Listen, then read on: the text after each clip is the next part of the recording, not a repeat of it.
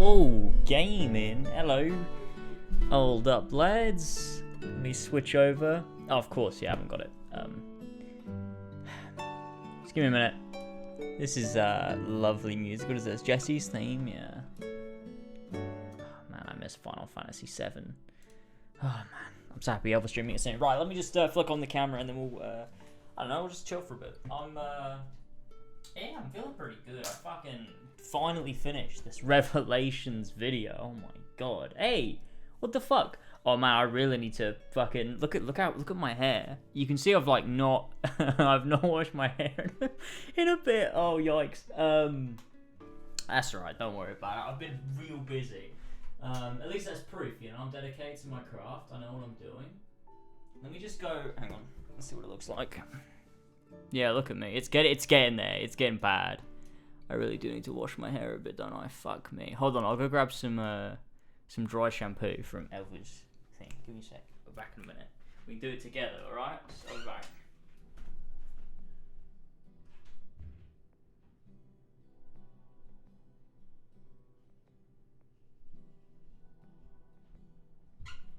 Alright folks, this is what we call a this is a everyday hair video. I don't know what the fuck it's called. We're gonna spray this on. It's gonna fix my hair, alright? It's gonna go white, but we're gonna fix it, okay?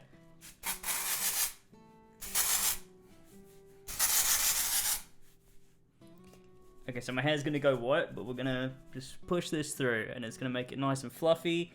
A lot better than what we had before. Hey, Geek Fam, thank you so much. Holy shit, this is really fun. 9 months, James. What are we naming our sub thing? That's gone all in my mouth. That's gone all in my mouth. I'm not feeling too good about that. Hey, that's way better. That's way better. It's still messy, but like it at least it doesn't look like, you know, complete shit. Geek Fam, 9 months. Holy shit. That's, yeah. What are we naming our babe? What do you want to name it? We'll name it, you know, whatever you want. I can't think of anything off the top of my head. But there you go. Yeah, it's been good though. I've been spending a lot of time editing. I've literally, so since Monday, right, I've been editing non-stop. So I don't even remember when I started writing the script, but when I started writing the script was like a little while ago. So from doing that, like it's probably been like a week of just solid work. Like I've done nothing but just sit at my fucking desk, and honestly, I've kind of really enjoyed it. It's been a really fun video to make. I don't know really why. I just really liked it. It just felt good. Like it just kind of, everything just flowed nicely. It didn't feel like I was pushing myself. It was good. Let me just open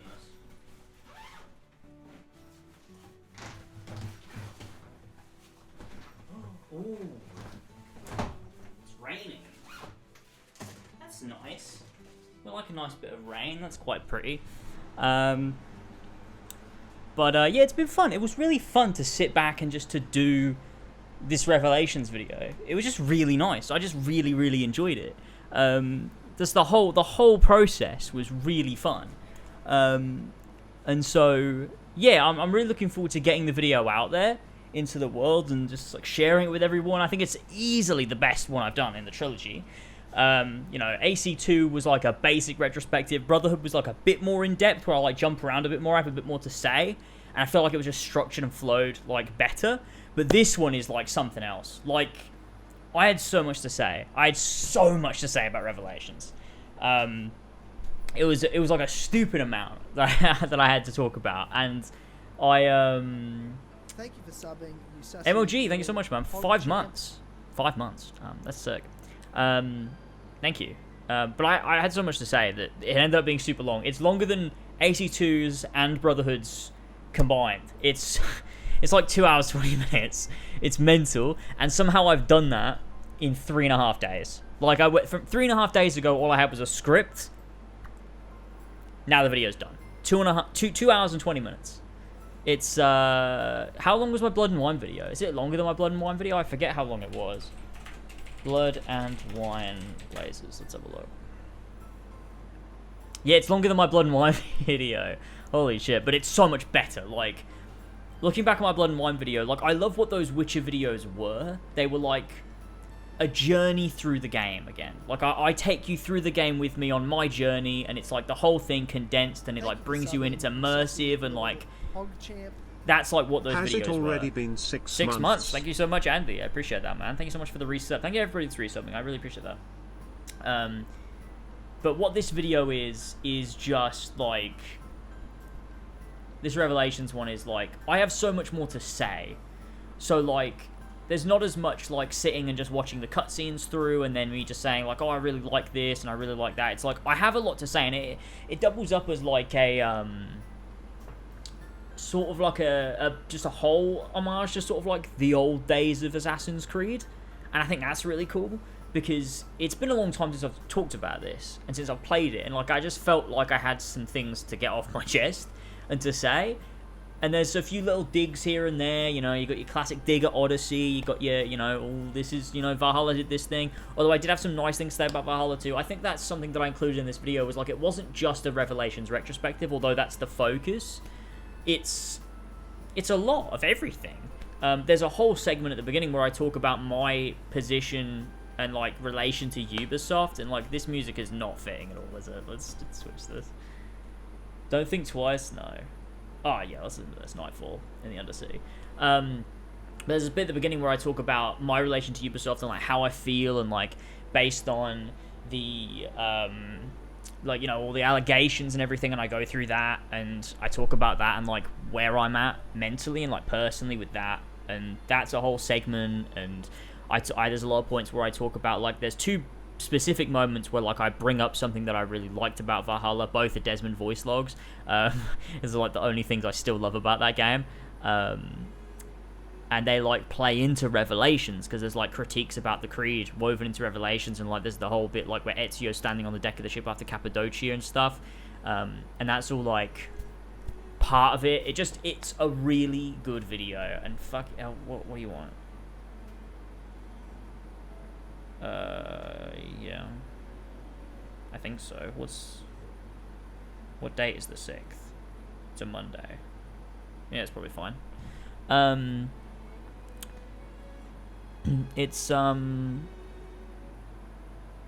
yeah, it's really good. I'm so happy you decided to do Revelation Retrospective. Thank you, no worries, man. I had a blast doing it.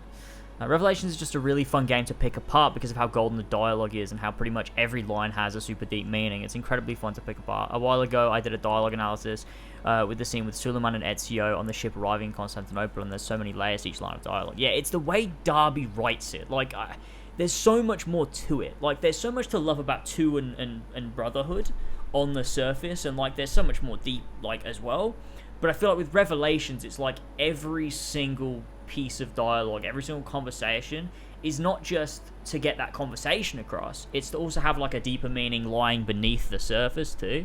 It's like, you know, there's a conversation between, I always talk about this one, but the chess scene between Suleiman and Ahmet, and they are playing chess and they're talking about, you know, the different rules, and, like, there's so many layers to that, because, like, one, it shows us who they are as people. It shows us who is Suleiman, how does he view the world, who is Ahmed, how does he view the world, but it also shows how do they view each other, how do they interact with each other, and, like, what are they feeling right now at this moment, like, what are their internal dialogue saying, and, like, all of that is done through a fucking chess game. Like, Darby is so good, man. He's so good when he's allowed to do things. He's so good. And it's a shame, because I was looking forward to seeing what he would do in the future, and obviously now, like, I'm not playing fucking A Symphony. I'm just not. It's just not happening for, you know, too many reasons. It's just not happening. But I'm glad he's happy, you know? I'm glad he's happy.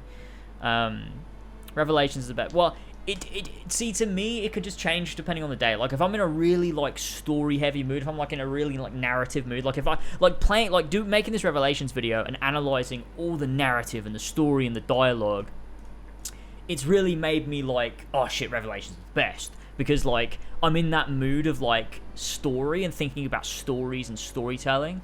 But then if I'm thinking about, like, the overall, like, Assassin's Creed mythos and the overall, like, what is an Assassin's Creed game, then Brotherhood's the best.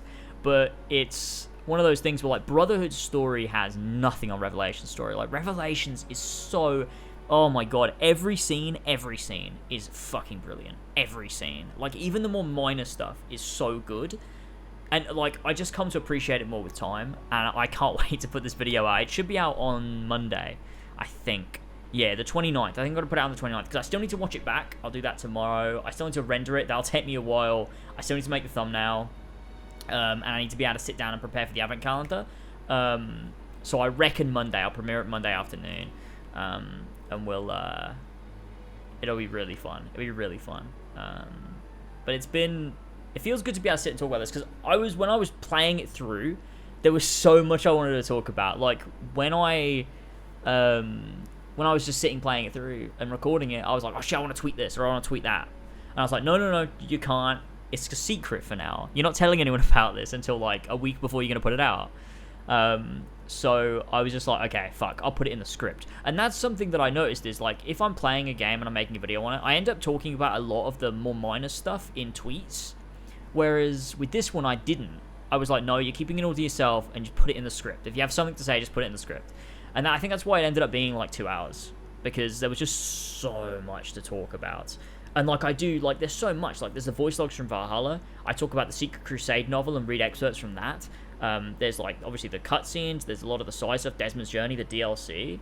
There's just so much there. There's like talking about like Valhalla, talking about Odyssey, talking about the previous AC games, talking about AC1. There's a lot that goes into this Revelations retrospective because Revelations is like this branching point. Like it sits there and like it links AC1 through the Ezio trilogy, but it also is like this point that like launched AC into AC3 and beyond that. And I think there's just so much that stems from this. And like because Darby wrote obviously Black Flag and then Valhalla, it's, you know, there's a lot of connections to not so much Black Flag, but obviously to Valhalla, and there are some stuff with Black Flag, like the Desmond phone calls and stuff. So thank you for subbing, you sassy little hog champ. Revelations thanks, Thomas. was the GOAT. 8 months. 8 months. Thanks so much, man. Revelations was the GOAT, yeah. Darby's really good at writing philosophy, and that shows.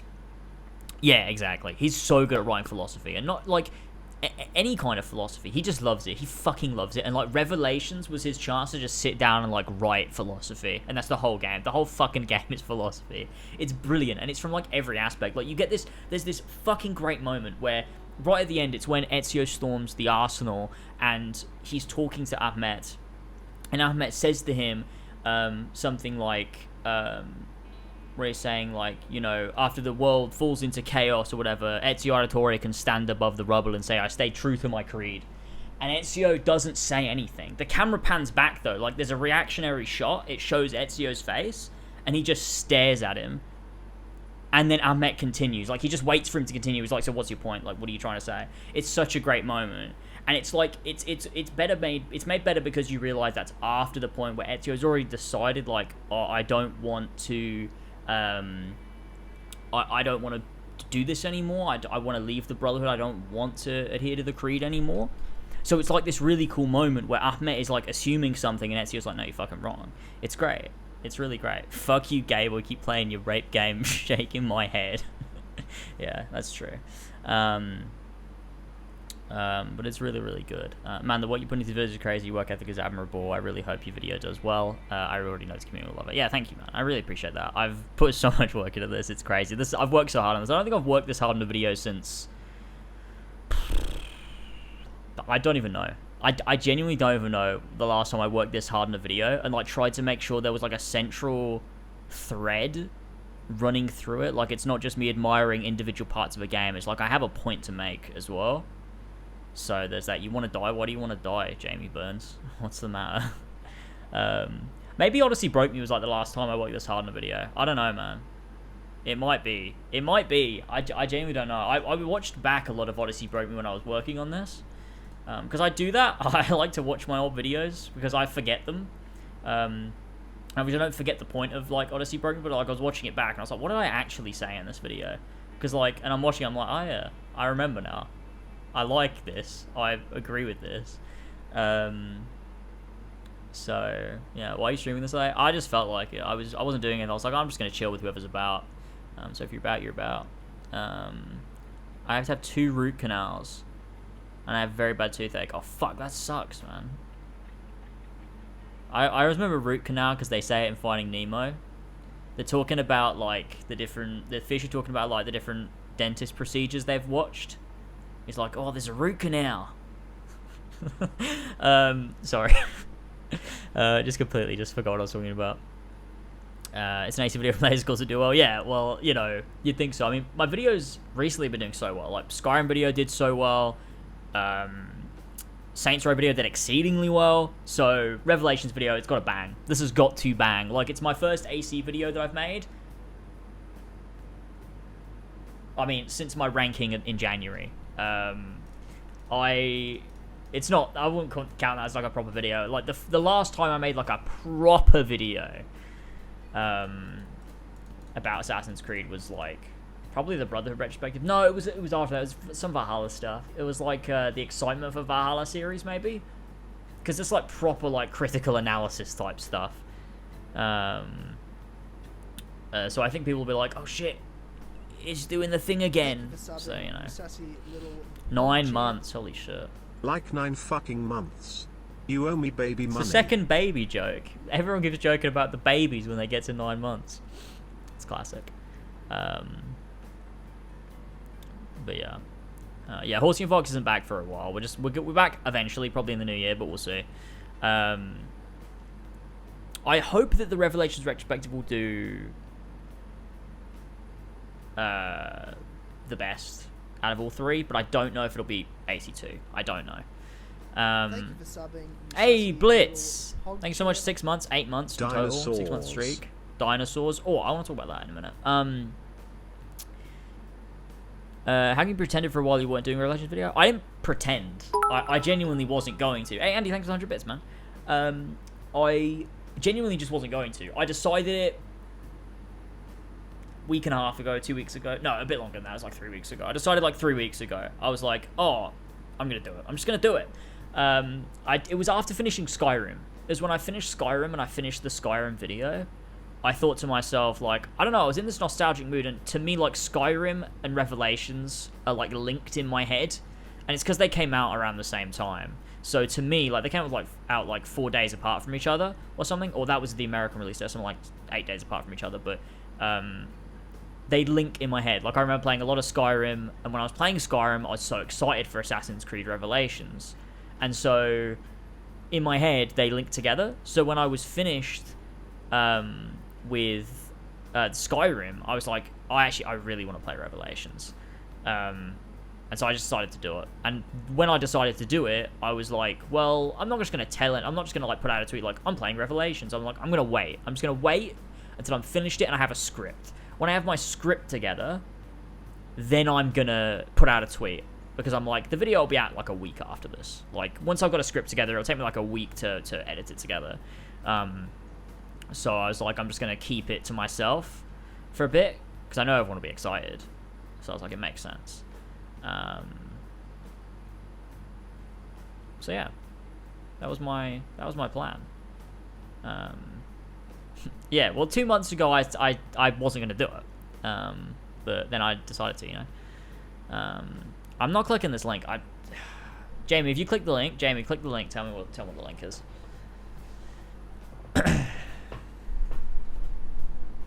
I don't trust Alex. Like, I just don't trust Alex because he's a known liar. So, although to be fair, Jamie will click the link, and if it's anything dodgy, he'll be like, "No, it's fine." So,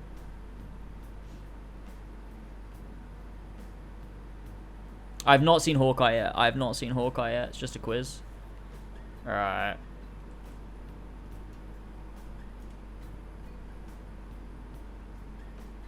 What is this? Gaming sound effects?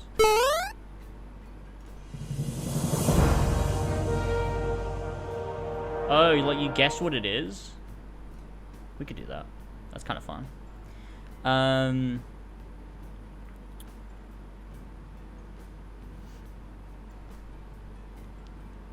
Not gonna lie, I'm unbelievable hype for this Revelations video. Isn't the best thing ever. I'll go for pickle slick mode. It is the best. It is the best one I've done.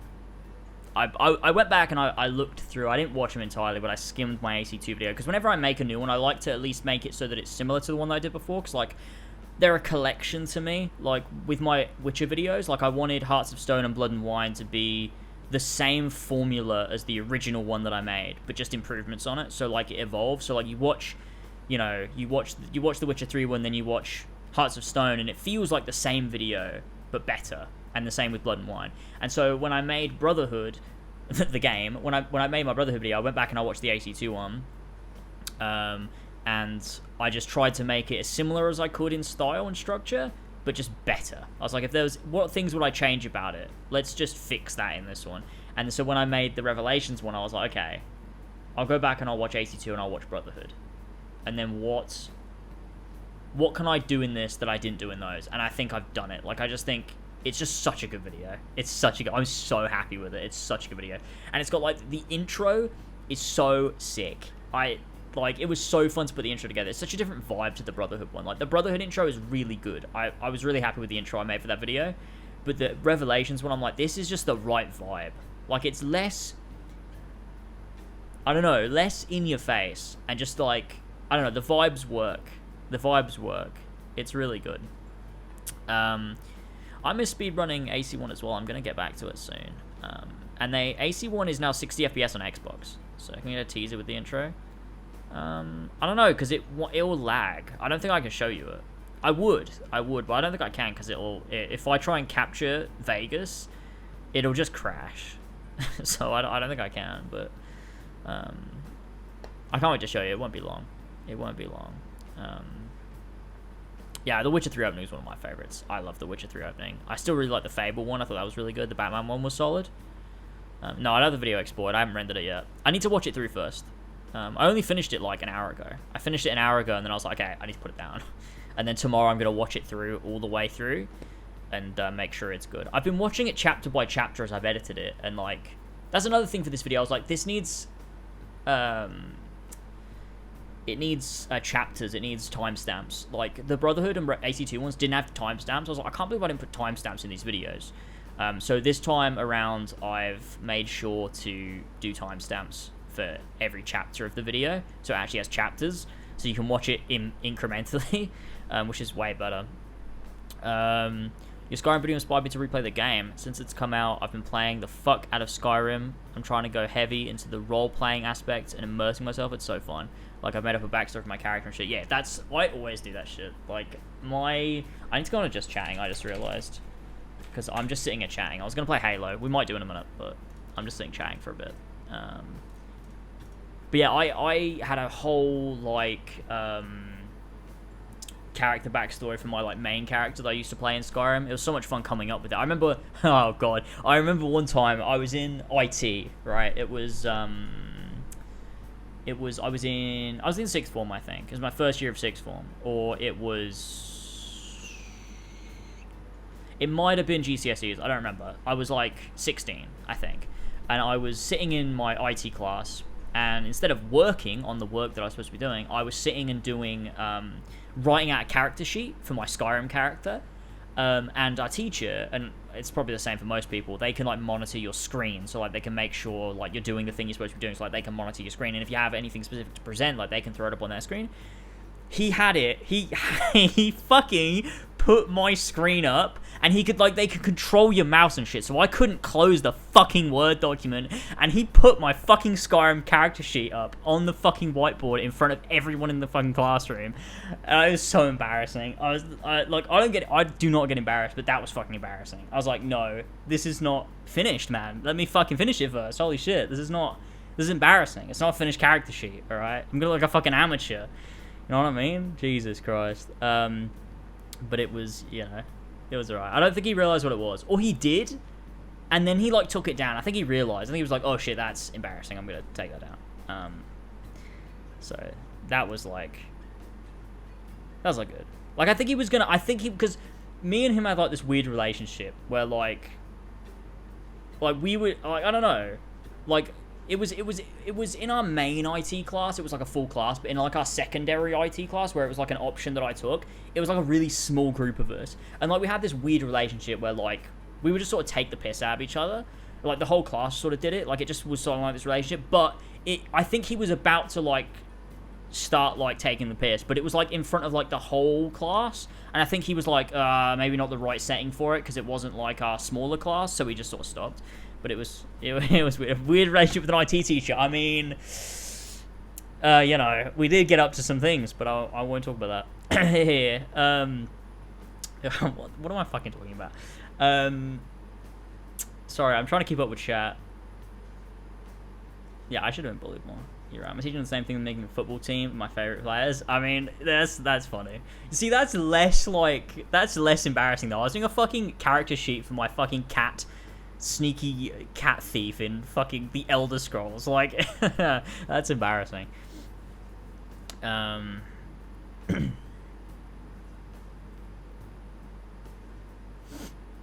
Guys, you teach when you. Oh yeah! Oh my god! Yeah, my fucking yeah. In PE, I had we used to sometimes we'd have a lesson where we just sit down and do nothing. We were like, because we were, I mean, obviously I was in bottom set PE, obviously, because like I'm not fucking, yeah, well, our classes for PE, I don't know how it works in other schools, but they were like decided by like how well you performed in cross country. So like if you did really well in cross country and you placed like first, even though cross country is not a race, but whatever, then you would be like in top set because you like, I guess you were better at it. I don't know, but so I was in like the lower set, like the bottom set for PE, and so like sometimes we'd have PE lessons where we didn't even do PE because like we were all a bunch of fucking losers that like didn't exercise or play sports, and so sometimes we would just like, we had a whole lesson where we built table tennis tables. Like that was our lesson. Like we had screwdrivers, fucking wrenches, we built these fucking tables. Like our teacher got us to do that. He was like, we're not doing sports, you're just gonna build table tennis tables. But we had like this one time where like he'd just throw like fail compilations from YouTube on the board, and we just sit and watch them, and someone got the fucking thing and they put one of my videos on, and like it was just fucking bad because like it wasn't like bad where like it was funny and everyone was laughing. Everyone was just like fucking bored, and it was like, yeah, this feels fucking bad. Like they're not even laughing at me. It's just they're just bored. They're just like really bored, and I'm like, please stop playing. Like this isn't even a funny joke. Like no one finds it funny. This is just really sad. Yeah, it was no good. So there's that. That was a fun story.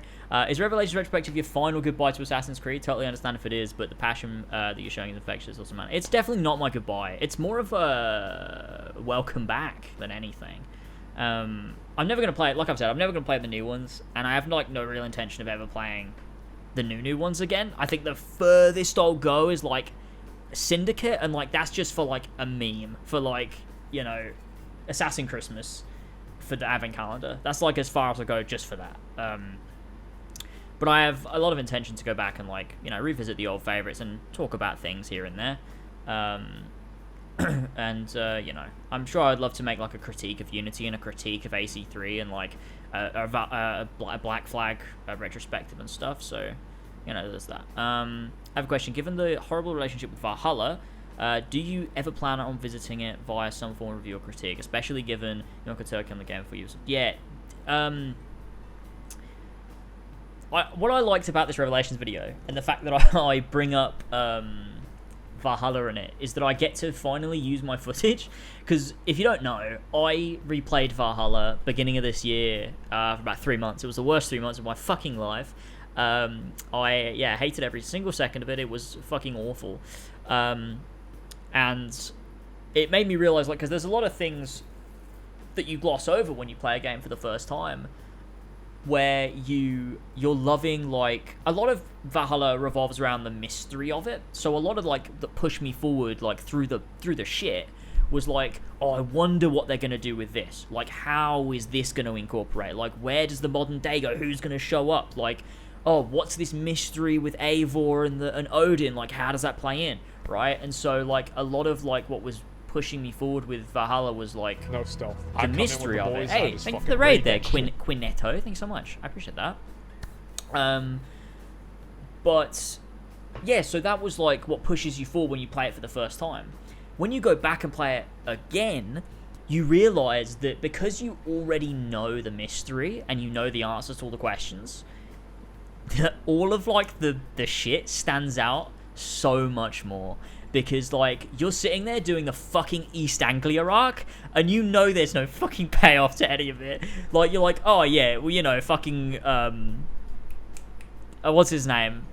Hunwald? No, that's from the Shropshire arc, isn't it? What, what's the guy's East Anglia arc? What's the fucking guy's name? Oswald. You know Oswald, like, shows up again, but, like, that's it, right? Oswald shows up again, but, like, that's it. And there's no real payoff to it. There's a lot of things that you realize just how much filler is in the game. Like, you realize just how much is in the game. And it was such a rough time. And, like, you notice so many things more. Like, if I'd have left it at my first playthrough of Valhalla, I would have remembered all of the good things, and that's it. And it would be like, that was a fun time. Was it the best game? No, but, like, I had fun. And there were some really cool moments. And that's it, right? And I think that's how most people remember it. But for me, I played the game again. And, oh my fucking god, it was so... It was just such a slog. Like, it was such a fucking slog to get through it. And there's so many little arcs, like fucking Snottinghamshire, with, like, your mate from the old days, and, like, everyone's fucking talking. Like, you got that mad guy from the York arc, the Jorvik arc. No, it's not Jorvik, it's the bit around Jorvik. Oh, it's Jorvikshire, right? Where you got the mad guy, it's one of Ragnar's kids, right? Halfdan Ragnarsson? Is that his name? And he, you know, you got the whole gold is good, but battle better. And glory never dies. Like, that shit is all the time. Like, you don't understand how much I hate Vikings after playing Valhalla for the second time. I hate Vikings so much. They don't fucking stop bantering in metaphors. There's this moment where, like, you come out... It's in one of the... it's in one of the mythic arcs. It's in one of the fantasy arcs, the second one. You come out into the snow, and Eivor, or Odin, is like... it is colder than the depths of Helheim. And it's like, shut the fuck up. Like, actually shut the fuck up. Stop it. Just say it's cold. Stop talking like a fucking prat. And, like, I wouldn't mind if it was, like, a 15-hour game, right? Like an older AC game. But, like, it's 100 and something hours. And it's so annoying. It's so fucking annoying. The whole game is just, like, annoying. And, like, none of it pays off. I just don't like it. It's just, like... And the things that I do like are still there. And do I still like them? Yeah. They're good, like, in of themselves. But they just kind of suck in context to the game. Like, are the little notes you can find in the bureaus cool? Like, yeah, they're fucking cool. They're really cool notes. But they don't matter to Eivor or Eivor's story or arc. They, like, don't matter to, like, anything that's happening. No one can even fucking read them, except for Layla, and they also don't matter to Layla. So what's the point? Like, there's no greater meaning to it. It's not like when, you know, imagine if, like, you had the Altair memories and revelations, but Ezio couldn't understand them, and neither could Desmond, so they're pointless. Like, imagine that. Like, I mean, even that would be better than just, like, a random note in a cave, but... It's just a very messy, bloated game, with no real focus. I know you've already talked about it a bit, but why do you think Darby's gone back to UB, especially with the horrendous culture and values there? I was really excited to see what we could do elsewhere, but he'll be wasted on microtransactions and online services and shit. Probably offered him a bunch of cash, I suppose. I mean, that's probably it, right? They probably offered him a ton of money. I think also, I mean, this is complete speculation, but I think he left in the first place because... I mean, we know Darby has had some, like, creative issues with Ubisoft for a very long time. He was supposed to be working on Origins. It didn't work out. They swapped him off. It was replaced by that other guy who did Origins. Origins had way less depth than originally intended. Way less. And I say that knowing that it did. And so Darby's had creative differences for a long time with Ubisoft, I think. And it's been difficult, I think. And he came back to Valhalla, and I don't think there was enough. He didn't have enough creative control on it. And I just think he decided to leave. He was like, look, I'm just going to do what I can here, and I know I'm going to leave. I think in whatever capacity has happened, he's got a decent amount of creative control over whatever he's working on next. And I think that's great for him. I think that's great for the people who want to play it. sad that the ship's already sailed for me. I'm not touching it. I'm just not. I'm not playing it. Yeah, I mean, I'm happy for him. I think he's got creative control. I think one, they offered him a ton of money that he could not refuse, and I think also they said you have more control. I think that's probably one of the reasons. But you got to remember, even if he writes like a banger as the next one, that's then going to be shipped off to a completely different studio to work on the DLCs, which are going to infinitely fuck the game over. It's just going to be fucked. Like, Darby's not going to work. Darby will work on the base game, and then they'll fuck it, into, next century.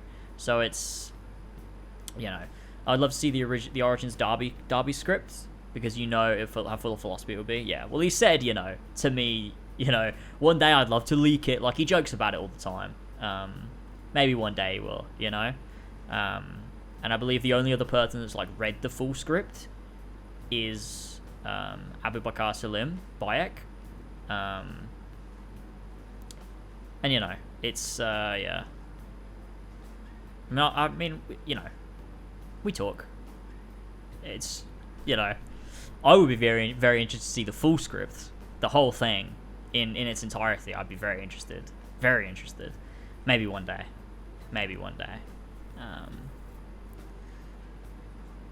But we flirt. Yeah, we flirt from time to time. We send dick pics.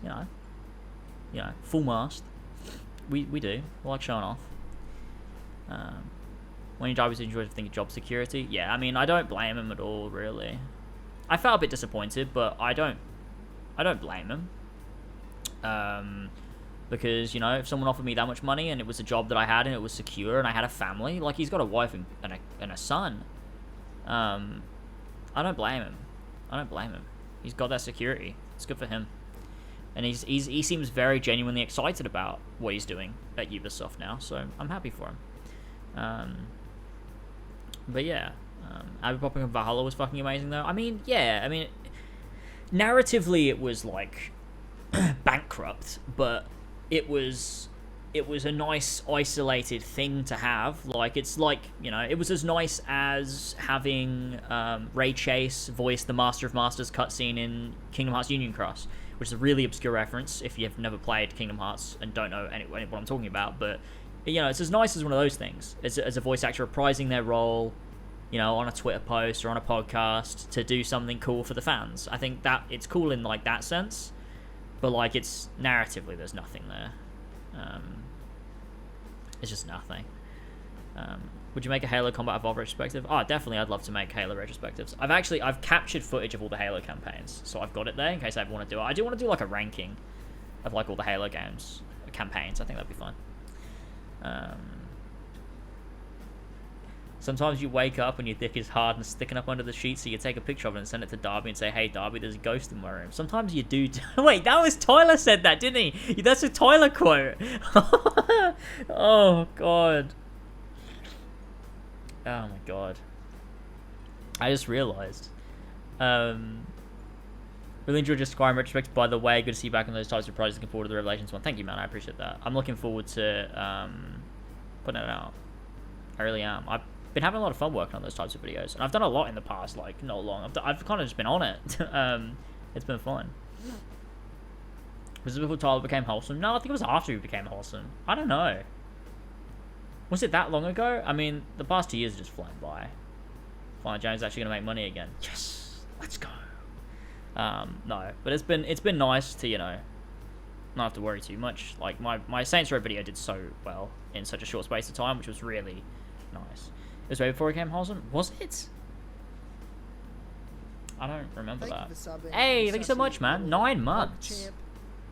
Hello gamer, not been able to catch a stream in a bit cause my uni house Wi-Fi is shit, but it's holding up so far. So nice to catch you for once. Yeah, nice to see you in chat, man. Thank you so much for the sub. Thank you so much for the sub. I appreciate that. Oh, I appreciate that. Dun dun dun. Dun dun dun. Dun dun dun. Saints Row got delayed. I'm glad it got delayed because it looked kind of fucky in the gameplay that we've seen. So I'm happy that, like, they've delayed it and they've decided, you know what, we're gonna just hang off this for a little bit and not put it out because, you know, they seem to be like confident they're still going to do the story they wanted to do though, so they're not changing any of that aspect. But hopefully it'll be like way more polished by the time it comes out and way better looking because like some of those character models were fucked. So I'm happy about that. Yeah, what's the consensus on Halo Infinite multiplayer? You know, for me it's so fun, but it's so fucked.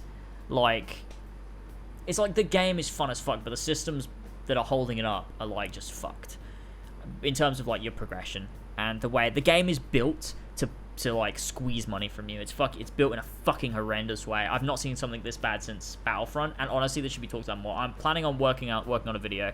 I don't know when I'm gonna find time because the advent calendar's coming up, but like I want to talk about this in detail because like I've been playing. I'm like I can see it. I can see what they're fucking doing here, especially with this new event, right, where you've got challenges. So for anyone that doesn't know, in Halo Infinite, you have a normal battle pass that you pay for.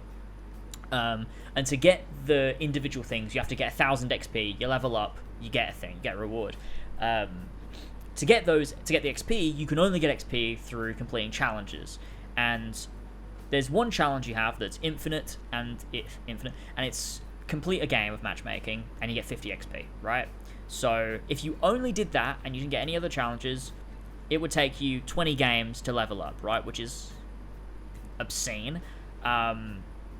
But you have challenges that you can do to increase it, right? And through doing those challenges, which are like, you know, randomized, like you have like a set of weekly challenges, like a set of like 25 weekly challenges or something that like cycle through, but you can only do 4 at a time. Like in MCC, you have weekly challenges and you can just go through them. You complete all your weekly challenges in one go. You can do them all in whatever order you want because that's it. They have the freedom to fucking do it. It's player agency there. But in Infinite, it's like, no, you only have 4 at a fucking time. So if you have one later down the line that's like, get 10 assists, I can't be getting that now. Like, I have got probably 30 fucking assists, but I haven't unlocked the challenge because it's not in my set 4 that they've let me have. It's so dumb. And it forces you to play the game more because it's like, you know, you might need to, like, if you could unlock them all at once, you might need to play 20 games of matchmaking, but because you only get 4 at once, you have to play 50 games of matchmaking minimum to get all those challenges because you got to cycle through them.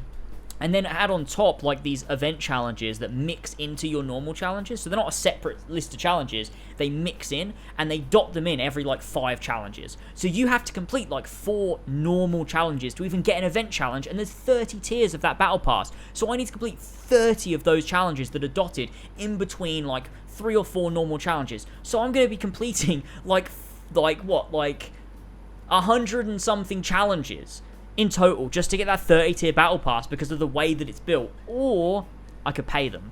You know what I mean? It's fucked. It's so fucked. It's just, it's so scummy. It's so fucking scummy.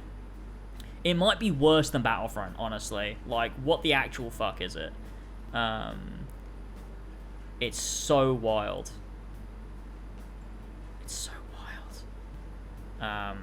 Hopefully they'll change it. But I can see what they're doing, and they're trying to push it too. They're trying to hold off as long as they can. I think Microsoft are like, look, hold off. Don't make all the changes instantly. Drip feed them changes, and when they're pacified, leave it. Even if it's still fucked, leave it, because it's making us money, and I think it's just fucked, and it's pissing me off. It's like getting me to a point where like I don't even want to play this game anymore. I love it so much. I'm having so much fun with it, but it's pissing me off. Like I don't want to play it. It was really weird. Trying to return to AC1 speed running? Yeah, I do next year for sure. Yeah. Because the dude beat me, didn't he? Has he gone up points at all? Let's have a look. AC1 speed run. Console. Yeah, no, he hasn't gone up anymore. So it's 4 hours, 18 minutes, and 29 seconds. He's beat me by 6 minutes. We'll come back. We'll come back and we'll do it next year. Don't you fucking worry. Don't you fucking worry. We're gonna come back and we're gonna destroy him. Yeah, true. Battlefront probably was worse. And thank you for the 4 months, Wobbo. I appreciate that, man.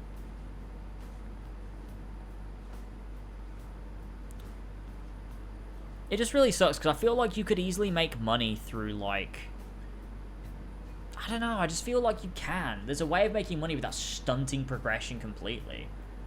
Like, I would be more inclined to spend my money on a free-to-play game if it wasn't so obvious that it was trying to squeeze money out of me. It's like, look at like something like Union Cross, right? That game is like, it's kind of grindy, but I never really had problems with it. I spent like 30 quid on that game. It's not my proudest moment, but I don't really care that much. And I did it because I really like the game. And I was like, I would like to spend money on it. I don't know. There was something like, I didn't feel like I needed to. I never felt like I needed to spend money, but I wanted to. Because I was like, I find the game so fun. And like, that is something I decided to do. Union Cross is a mobile, it was a mobile sort of live service Kingdom Hearts game. I really liked it. It was really good. And I would be more like willing to spend my money on Infinite if it was like fair. Because I'd be like, oh, I would like to buy that thing for it, you know?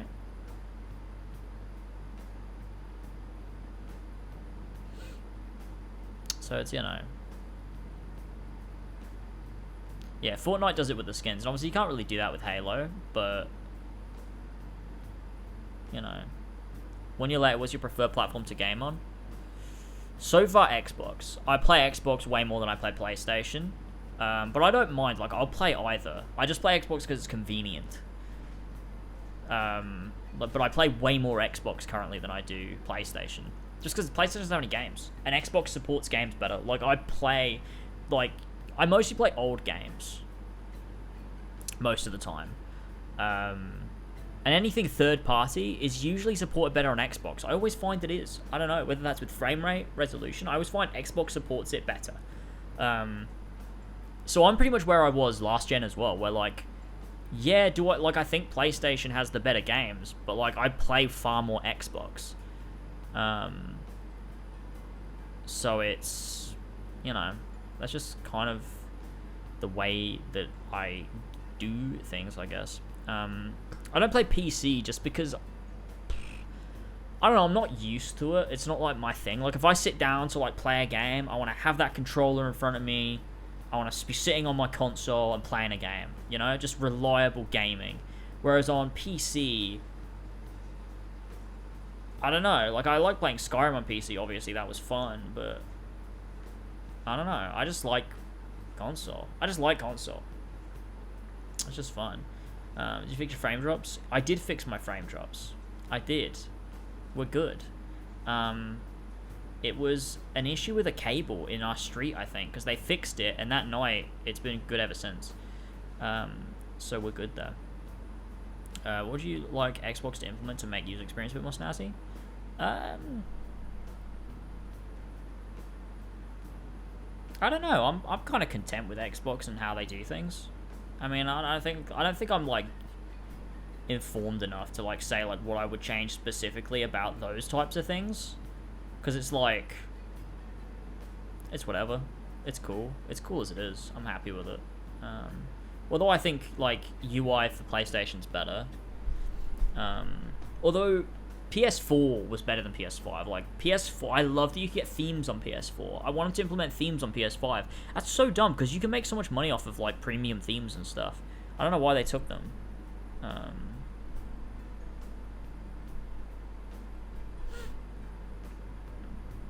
I did whip out my cock. Yeah, I slapped my rear with it. I'm going to switch it to PC for Christmas, as I'm going to get, a decent gaming one with an RTX 3060. What game would you recommend being a first ever PC game? I mean, Skyrim is a good way to go on PC, because you can get all those mods. It's so much fun. Skyrim is a good way to go. I also like The Witcher on PC, Fallout, New Vegas, Fallout 3. Those are like my PC games. The Portal games, I prefer those on PC, because they're just, I mean, they're better supported, and they're like, it's Valve. It's Valve. You want to go to PC for Valve games. I think themes are coming. PS4 didn't have them before. That makes sense. I hope so. Are you ranked in level? I'm Platinum 5, I think. I haven't been playing too much. We were fucking dominating before. We should do some in a minute. Me and Dylan were playing with what's his name?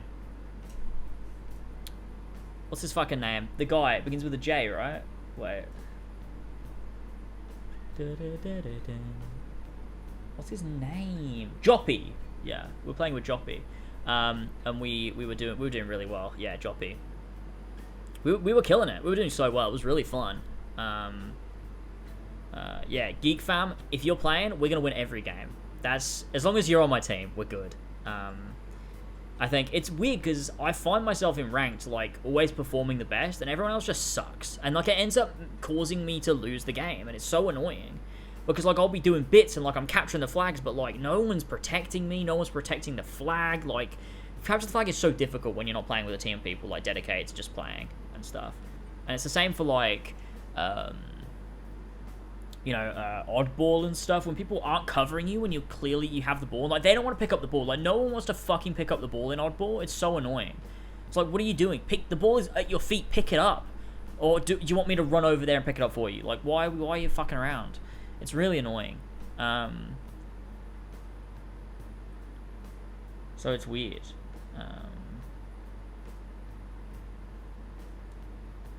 Playing to level 30. Well, I mean, they rank you, though, don't they? Like, if you rank Platinum, or then you rank Diamond, it's going to get harder the further up the ranks you go. Because you're going to be matched with people that are in that rank. So it should get better the more you play, I would think. How's it going with you tonight? It's going good, Bucky. It's going good. How are you doing? Thanks for stopping by and saying hi. More on Halo for my free time. If you see me, hit me up. Yeah, I'll have to. I normally play... well, recently I've been playing, like, really late at night. Because... I've been so busy editing and stuff, so I haven't really had a chance. You should play Minecraft VR and don't take the headset for 48 hours. You have to sleep inside of the VR. That would be so fucked. That'd be kind of amazing, though. I'd love to play VR. I've never played VR before. I still need to. Like I was saying years ago, I was like, I'm gonna get VR set. I'm gonna get fucking VR, and then I just never did it. But I should. Where's your stance on Nintendo? I never know where you sit with their games. I like Nintendo quite a bit. I dislike how much they charge for their games. I get why they can do it. They're Nintendo. So if anyone in the industry is able to charge that much for games, even like long after the launch of the game, then it's Nintendo. But I like Nintendo.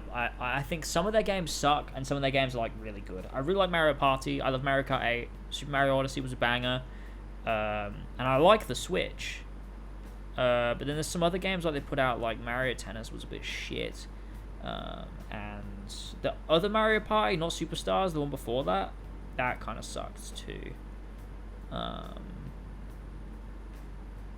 But overall, like, I like Nintendo. I like their vibes.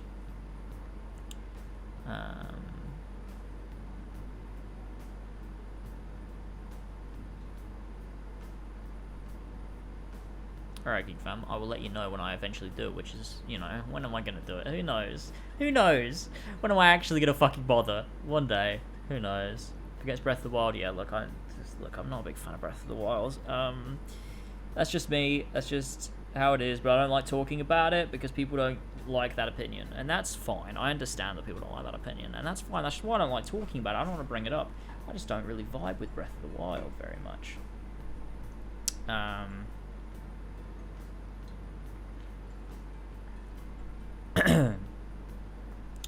Best headset on the market right now is Oculus Quest 2. The Oculus Quest 2. That sounds sick. Interesting. I need to play Yakuza at some point. I don't know when. But we'll see. I honestly, I could make a video on why I don't like Breath of the Wild, but I think it would just be poking a hornet's nest. You know what I mean? I don't really want to, because people will get really angry, because you can't say that. It's one of those games where you can't say that. It's like, you know, you can't just say The Witcher 3 is bad. Like, you can't just say that because you're wrong. And you can't just say that about Breath of the Wild because you're wrong. So it's like, I am aware in this instance I'm just wrong, and there is no compelling argument for it. I just feel that way, and I'm just wrong in this instance, and that's fine. Yeah, it goes back into Light Bomb. Yeah, you can't see you anymore. That's a good point. Why do you not like it? I'm gonna not answer that. I'm not elaborating. I am not going to elaborate, and I'm going to leave. That is the Chad move. All right. I'm gonna come and I'm gonna state that Breath of the Wild isn't good, and then I'm gonna refuse to elaborate more on that. That's it. That's just how I feel. I just think it suffers from issues. It's a lot of nothing. Like, the game has a lot of nothing, and it tries to pass it off as content.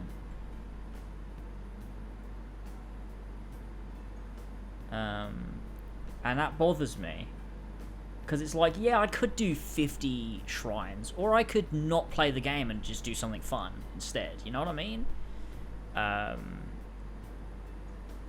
You know, I could walk from A to B across this really, really, really, really big open space with a horse that wants to just, like, veer off to the left, or I could do something else and go outside and drive my car to McDonald's and then come back and watch Daredevil Season 3. I could do that. I could do those things and not play Breath of the Wild because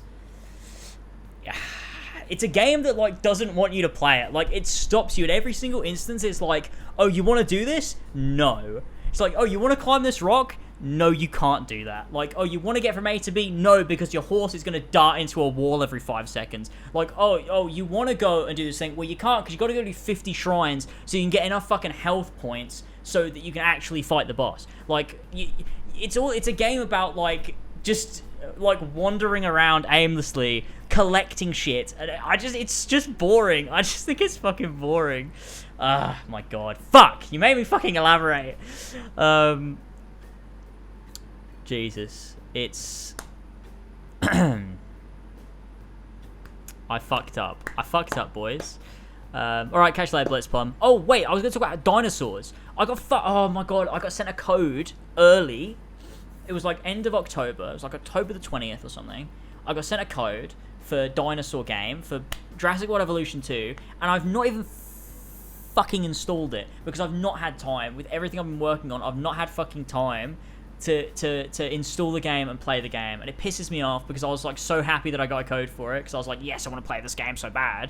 And it happens with so many games. I get codes for like, Square Enix are just, like, throwing codes at me, and I'm like, guys, please fucking stop. I don't want that anymore. So just calm down, because I don't have time to play your games. They've, like, given me all the Final Fantasy, not all of them. They've given me, like, Final Fantasy 1 to 5. I've only played Final Fantasy 1, and I've had them for months. It's really rough. It's really rough being a YouTuber where you get free games. It's really tough, guys. And where I sound like a fucking prick. But I need to play dinosaur game soon. I really need to, especially to support Blitz here. I gotta know which dinosaurs you specifically modeled so I can make sure my Jurassic Park is just those dinosaurs and none of the other dinosaurs. It'll be the Blitzplum dinosaur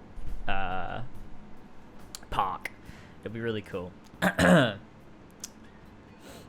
Imagine James says in KH4 gets nothing to send it to him. Well, they never gave me KH3, which is that's kind of a bit of a piss take. They also didn't give. Did they give me Melody of Memory? I don't remember. Thank you for subbing, you sassy little hog champ. Hey, sub. Yo, last Thank time you. I was in this chat, it was my 6th month. That's wild. Every time I come here, I get to suck myself off. Thank you for the 7 months. Are you animated them? You didn't model them? Which ones did you animate, though? Anyway, catch you later, yeah. Sorry. I don't want to keep you around. They didn't give me KH3. Oh, they didn't give me Melody of Memory either. But they gave me Final Fantasy 15. Like, I just don't understand. Like, why would you not give me Kingdom Hearts? The amount of fucking people I've got to play Kingdom Hearts. Give me the new Kingdom Hearts. That's the one that I want. I don't really care about Final Fantasy 15, although if they give me 16, like they gave me Final Fantasy 15. Do you know how hyped up Final Fantasy 15 was when it came out in 2016? How many subs did I have? Like 20,000 subs, and they gave me Final Fantasy 15. They better give me 16. Like, I have so many more subs now, and I'll actually make content on it. Give me 16 when it comes out. Holy shit. And KH4, yeah. Hopefully. I'm in good with Square Enix, though, so hopefully Thank you for subbing. Thank you. Sassy Hey, little Mudrox with the pog prime. Thanks so much. Yes. Yes, it's this, sir. But yeah, that'll be fun. What's this link? Flash, what is this?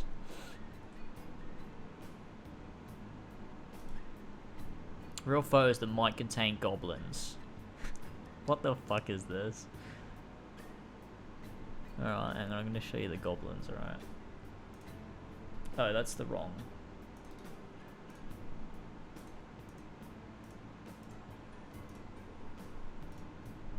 It's a goblin here. That might be got a goblin in the living room. Might be. I mean, that's definitely a goblin, right? I mean, that could be a leaf. A goblin, right? Like, how is this? You show like this is number 3, and then you're like, yeah, now this. That's the next one. Well, that looks more like a fucking werewolf. That's not a goblin. What the fuck? That looks like a gnome. What the fuck? Looks like fucking Bernie Sanders. What the? That's not a goblin. Goblins don't look like that. That's a dog. That's definitely a goblin. That's definitely a goblin. Yeah, that's good. Thank you so much for that. I appreciate that. What's this you're sending me? A goblin's real. Hi, I'm a goblin scholar, and I think I can answer your questions. First off, yes, goblins do exist. Otherwise, how would I have my job? Anyways, all jokes aside, I'm glad you asked the question, as goblins are played out to be nothing more than mere folk stories, which is to some extent true, and this helps us a lot in different ways. The first being is to keep the general population from seeking these elusive creatures, as the goblin population is decreasing at an astonishing rate due to climate change and deforestation. Not very many people actually know this, but trees play a vital role in goblin life and culture, giving them a place to hide, eat, play, and more. But with an increasing amount of roads and public infrastructure, as well as hikers and other outdoor activity seekers, these elusive wonders are being driven into smaller and smaller habitats that in the end cannot support their numbers. Secondly, goblins can be dangerous. If everyone was looking for goblins, I can guarantee you that a lot of people would end up hurt. However, the reason why there aren't many, if not zero, goblin-related incidents is due to the shy, timid nature of the goblin. My colleagues and I would prefer to keep it that way. The less people get hurt by an endangered species, the better. Finally, to conclude this post, I would like to repeat myself one more time. Yes, goblins are real and they are hiding behind trees. Be careful. That's so stupid. Why is this your new obsession, Flash? First it was fucking, what was that? The crabs killed, the plane lady? Yeah. This guy's literally a goblin scholar. Yeah, you're dead right, actually. That's a good point. Amelia Earhart. Yeah, exactly. Exactly. God, I need to finish Guardians at some point, don't I? I'm going to have to do that soon. I don't know how I'm going to stream at the same time as doing Advent calendar stuff.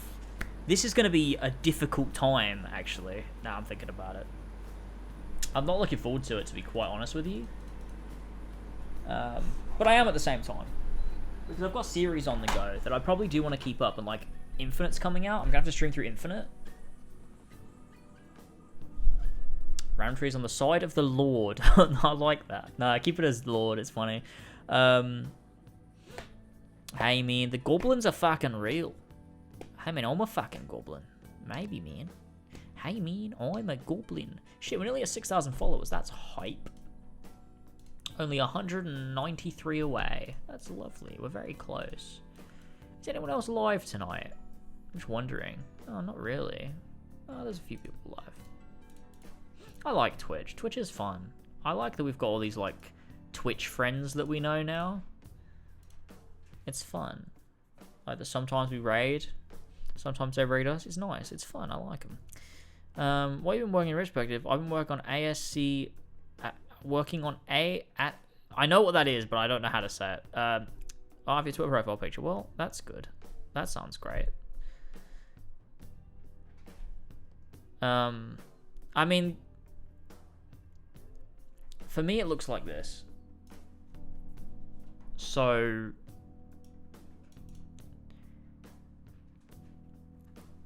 yeah.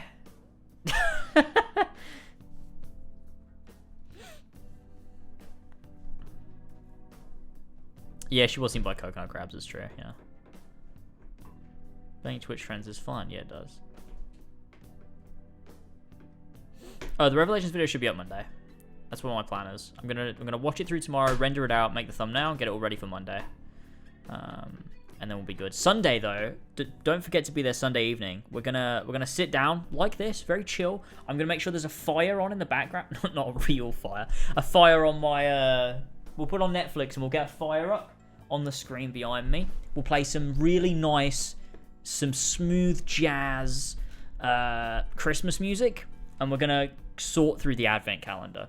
If you haven't already cast a vote, by the way, cast a vote. Let me just see how many votes we have so far. I want to have a little look. Shared with me. Why is that? Oh no, recent is where I want to go, don't I? How many responses? 806. That's less than last year, which is, you know, a good thing, to be honest with you. There you go. I'll throw it in chat if you haven't already voted. You can vote. You get 5 votes each on a selection of like a shit ton of different things. We've got there's a bigger selection this year, I think. A much bigger selection. Also, I think weirdly enough, I didn't expect it, but me and Alpha playing Twister is like probably is really highly voted. So we might have to do that one, Alpha. But that's fine. We'll do that. That'll be great fun. We'll make it Christmas themed. We have to wear Christmas hats or something. So there you go. I included it on there for the meme because I was like, no one will vote for it. It'll be like last year. It's just one of those funny ones that no one votes for, but then it got a lot of votes. So, I guess that's what we're doing. Random question, but have you had any ghost stories or experiences? I have some mad stories from my childhood. No, I have not had any ghost stories, but I think I'm also too rational that, like, I wouldn't even, like, believe it if it happened. I'd be like, nope, there is an explanation for this, and I would not believe it, like, if I saw it. If I saw a ghost, I wouldn't believe it, because I wouldn't. Where the fuck are my Christmas hats? I'm just thinking, I have no idea where I put them. I said last year, I was like, I don't want to lose my Christmas hats, I'm going to put them somewhere, and I don't remember where the fuck I put them. I think they might be in my cupboard, but I'm not sure, to be honest with you. I am not sure. I'm kind of hungry, you know. I probably won't stream for too long. We were going to play Halo, but now I'm not sure if I even have time to play Halo. I'm kind of just chilling. I'm kind of just liking the vibes of just sort of chilling out, not playing anything. Kind of nice. You know, I think the Among Us video's got a lot of votes. I think we are going to have to play Among Us. Which is such a bitch, but whatever. I guess we have to play Among Us.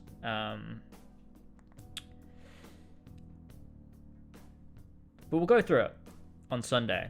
We'll go through all the results. We'll come up with 25. I already have some of like my own ideas. There's already some that were on the list that I'm like, I know I'm doing that anyway, but I just wanted to see how many votes it would get. So, now when I thought that too, until I literally see my dead granddad standing in front of me, I literally can't explain it. I mean, that's fucked. Yeah. Jesus. See, that's the kind of thing where I'm like, you know, I'm not going to tell you you're a liar, but, like, I think you're lying. Not because I think you're lying, I just think, like, you're more willing to, like, accept that. I would just be like, well, obviously I'm hallucinating. Like, that would be, like, my go-to in my head. I'd be like, well, obviously I'm fucking hallucinating. Like, obviously there's something going on in my head right now. Like, obviously it's not a ghost. Obviously, like, I am mental. And, like, this is not actually happening in real life in front of me. Like, that's where my head would go. So, like, that wouldn't even, like, convince me of ghosts. That would just convince me that, like, I need to see a psychiatrist. I'm not saying that you do. I'm just saying that's what would convince me of that. Because that's just the way that, like, I would think about it. You know what I mean? But that's cool. I know a lot of people do believe in ghosts in some way or another, and you know, there's nothing to disprove it necessarily. All energy gets transferred in some way, so who knows? There could be ghosts could be there, but there's like a scientific reason for it. Probably not in the way that, you know, you see it in fantasy and stuff, but you never know. I don't know, do I? I'm not a scientist. Or am I? I don't know. You're doing Twister with Elva and Among Us. I'm already tying the noose. Thank God. Thank God. Get out of here, alright? I'll be following you shortly, though, don't worry. This music's really nice.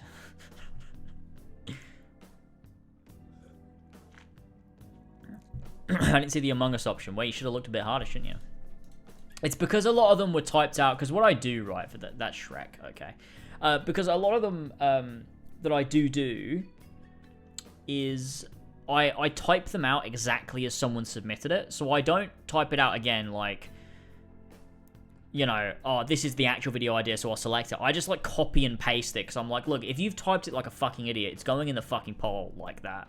You know what I mean? So if you just comment as just your submission is just, let me find a fucking stupid one. Minecraft with Elva, maybe trying out some mods, or just a casual new world, or take her to the coal mine date. Surprised face. If you type that out, that's going in the poll like that. So yeah, you know, that's just the way that it do be like, and that's how we do it. So, I was young as well, so I can remember it differently from what actually happened. People's minds are crazy. I'm so skeptical, to be honest. Yeah, I mean, it's fair. It's fair. Believe what you want to believe, man. Believe what you want to believe. Because we only live one time. And why not believe things if you want to believe them? You know what I mean? As long as you're not hurting other people by believing the things that you believe. You know what I mean? If you want to believe in whatever you want to believe in, just do it. Because at the end of the day, it doesn't fucking matter. We're all going to fucking die. So who the fuck cares? You know? That's that's most profound thing you're ever gonna hear me say, and it's not even that profound either. That was the joke. Dun, dun, dun. My brain just switched to music. I could hear the music. Oh man, I keep getting fucking notifications from Elder Scrolls Blades. I downloaded it once. No. Don't want to play it. Elvis said Bitcoin has gone down. Should we have a look at Bitcoin, everybody? I am what is known as as a crypto man. That's a real term. Inspirational? Yeah, thank you. I'm playing replay Brotherhood and Revelations of Christmas Break, and I honestly can't wait. Hell yeah, that'll be fun. Hell yeah. Are you okay? I'm good. I'm good. I did have Ethereum, but I think I sold it a long time ago. I sold all of it a long time ago. I don't have anything anymore. Bitcoin did go down a lot. That's about where I sold it before, though. Like, look, let me try to show you this graph. I'll show you what I did before, which was a little bit annoying. So, like, I bought it when it was, like, I think it was, like, here? Or, no, it was at the bottom. I bought it at the bottom, and then I sold it, like, here. But then it went up here, man. I could have fucking, like, doubled it. It's whatever. It's whatever, man.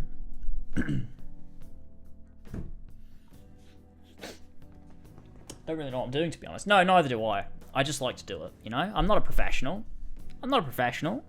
I just look at the graph and I go, should I buy this? Probably. And then I do it.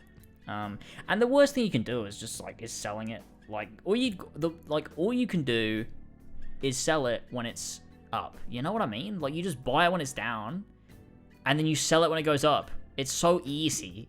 Like, if you don't care about making a huge amount, like a huge quick turnaround or whatever, like, I left it for ages. Like, I bought it, I left it for ages, and when it was pretty high, I was like, that is a good return. Like, I put 1,000 in, I've made like 300, 400 pounds. I'll take it out easy. It was easy money. It was like a tiny bit of money. Like, tiny, it was a decent bit of money, you know? It was an alright bit of money. I made a couple hundred. It was easy. It was so easy. And it just took a bit of waiting. It was also a little bit of luck involved. But, like, you know, if you're just in it to, like, quickly put money in and quickly take it out, you're going to be losing money all the time. But if you're just like, you know, casually doing it, you're probably a bit better off. You're not relying on it, you know what I mean? That's like the worst financial advice in the world. Don't do that.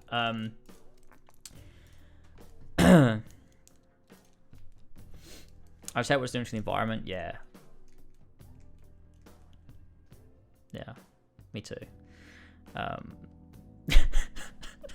Sorry. Sorry. Yeah. No, I do care. I do care too. Very much. Yeah, no. Yeah, I've cracked the code. It's a big 5-head play. Yeah, sure, per environment. Yeah, I do. I care a lot, man. I really do. I really do. Well, like I said, we only live one time, and then we're all gonna die, so nothing matters anyway. You know what I mean? I mean, some things matter, you know what I mean? Some things matter. But, you know.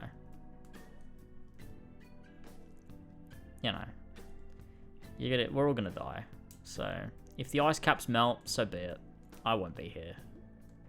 That's really selfish, isn't it? I feel for the polar bears more than I do for humanity, to be honest. I'm fairly content with humanity perishing. But not the polar bears. You know? Not the polar bears. Or the penguins. Or the, you know, manatees. Do manatees live in the Arctic? I don't know. Sea lions? Seals? Oh my god, seal clubbing is the worst thing. I remember seeing that on TV as a kid. They showed it on like BBC News or Sky News. They showed it on fucking Sky News, seal clubbing. And I saw that as a kid and I was like, Mum, what the fuck? Why is this on my television?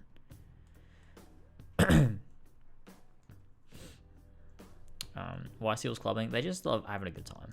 They just really like it. They love having a good time, like going out with their boys. Yeah. Manatees live in tropical waters? Yeah, shit. Never mind then. They'll be alright. They'll be alright then. They'll expand. They'll spread out. They'll start living in, you know, everywhere, because everywhere will become tropical. I definitely don't make it every time I say, you know. It's really different. Like, if you go and watch an unedited like video of me from back in the day, like let's go do it now. Let's go do it now. Let's see if this is gonna be like the one time where you're not gonna be able to find any. But let's find like a chill com, right? Just listen to how many times I fucking say 3 reasons. Shut the fuck up. How many times I say, you know, it's actually a fucking issue. It's actually a fucking issue. Go away. Hey everyone, how's it going? Welcome back to another video. So, I mean, today, honestly, I didn't know what video to put up. But a lot of people have actually been requesting this more so than, you know... What am I doing? So I thought, why not just do a little ramble commentary? Why was this the footage I used? A bit of a discussion, and that's about DLC and possible expansions for Origins. And I haven't done one of these in a little while. You know, just sitting down, talking about a topic. You know. And I'll try to edit this as little as I possibly can, just so it's, you know, one of those videos where I can kind of just ramble on, talk about something, and we'll see where it goes. But a lot of people have been saying, you know, it's classic Ubisoft. They've been, you know, showing DLC before the game's even out. We've got, you know, the secrets of the the first pyramids. We've got, you know, we've got things like the bonus every packs sentence and things like that, like armor and weapons and pre-order bonuses and la da da da da. But see, I can definitely see where you're coming from.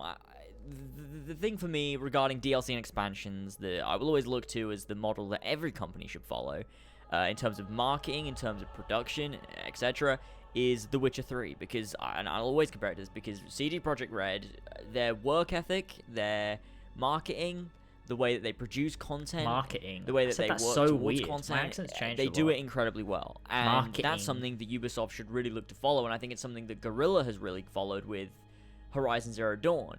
And that's awesome, because the way they should really look to follow The Witcher. They really should. This huge open world game that's just fucking massive, biggest thing you can ever play. It's, to me, it's how is it the biggest thing you could ever play? World size, but in terms of depth of quests, things like that, it's next level to Skyrim. Skyrim's always going to hold an incredibly special place in my heart, and it's very hard to take it off that mantle that it's on. But I can say completely that The Witcher 3 is probably the best game ever made. I can completely say that it probably is. And the reason for that is simply because of the scale of what the game is. Not just in size, but in depth. Like, the world is, like, oceans wide, but it's also as deep as the ocean, too. It's not like Ubisoft games where it's super wide, but, like, got no depth. Wow, like, it's just... Really... It's just incredible what The Witcher 3 has done, but you really made me think here, wow. The DLC for The Witcher 3, now, what they did was they released the full game, which was a huge game, triple the size of anything Ubisoft's done in the past forever, because it's huge. And then what they also did was they released 2 expansion packs, one being... I think by big, I meant like Hearts of Stone, I think. I'm sorry if I forget the names of the DLC, because I haven't played it in so long. And the other one was Blood and Wine. And now... Hearts of Stone was just a nice quest line with a few side quests, bonus additions in the normal world of The Witcher 3. No, it had an expansion. They expanded the world. It's about 20 hours long, which is, again, that's longer than, like, you know... Yeah, okay. This is... What the fuck was I rambling on? Why do people watch this garbage? I swear to God. Like, what the fuck is this? Why do people watch this stuff? It's not good. It's so bad.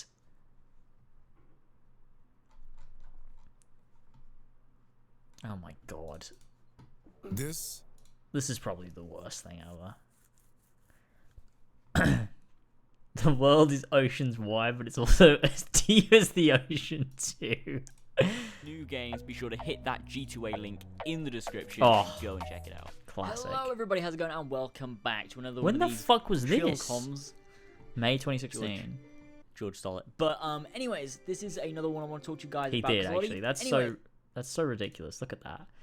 Look at that! What the fuck? He literally fucking stole it. Like, he used to completely copy me. What a fucking bitch. But, anyways, this is another one I want to talk to you guys about, because a lot of you guys had a lot of question thingies on... I'm going to raise my mic. This wasn't even my footage. This was a demo from YouTube. What? Why is my mic so low? So a lot of you guys had some questions after the what was it again? The Empire video where I talked about like stuff they do with the gameplay and shit. Everyone was talking about like the combat, like freeform. Query what the question fuck is that? thingies. Also, like, why would you want the You mean Witcher to be in the game? You fucking cunt! Don't you want it to be like Assassin's Creed, aggressive. like where the combat's boring? Why do you want fun, enjoyable? Oh God, what did I just say? Freeform combat. What the fuck is that? And also, like, why would you want the Witcher to be in the game? You fucking cunt! Don't you want it to be like Assassin's Creed, like where? Yes, you know what? Yes, I do actually. As a matter of fact, I don't. What the fuck? Okay. The combat's boring. Why do you want fun, enjoyable combat that changes it a bit and makes it really good? Oh, my 15 minutes of trying to get into Tolstoy's library is in the retrospective actually. Well, okay, it was 3.5 minutes, but yeah, it is. Why would you? What is wrong with you? I did talk about it. But I am here to explain what it is and what I meant, and we'll go into a little bit. So I mean. Like, the freeform combat in The Witcher 3 is simply, it allows you to engage in combat with multiple enemies at once whenever you want. So there's not like a lock-on, you're in a combat situation, you focus on one guard, move to another guard, move to another guard. Like, they're all kind of... I hate this. It fucking makes me miserable. I spent 2 years of my life trying to make sure the next Assassin's Creed wasn't Assassin's Creed, and it ruined the whole franchise, and it's my fault. It's all my fault. I'm gonna go back. Let's have a little look at 2016 coverage. These are the good old days. I remember these days. These were classic. I do use Opera GX. I'm using it right now. I love it a lot. I did an ad on it. That's what made me download it. Yeah, it's all my fault, really. At the end of the day, it's my fault. Should we watch, where is it? Should we watch this video? This one. I thought this was, this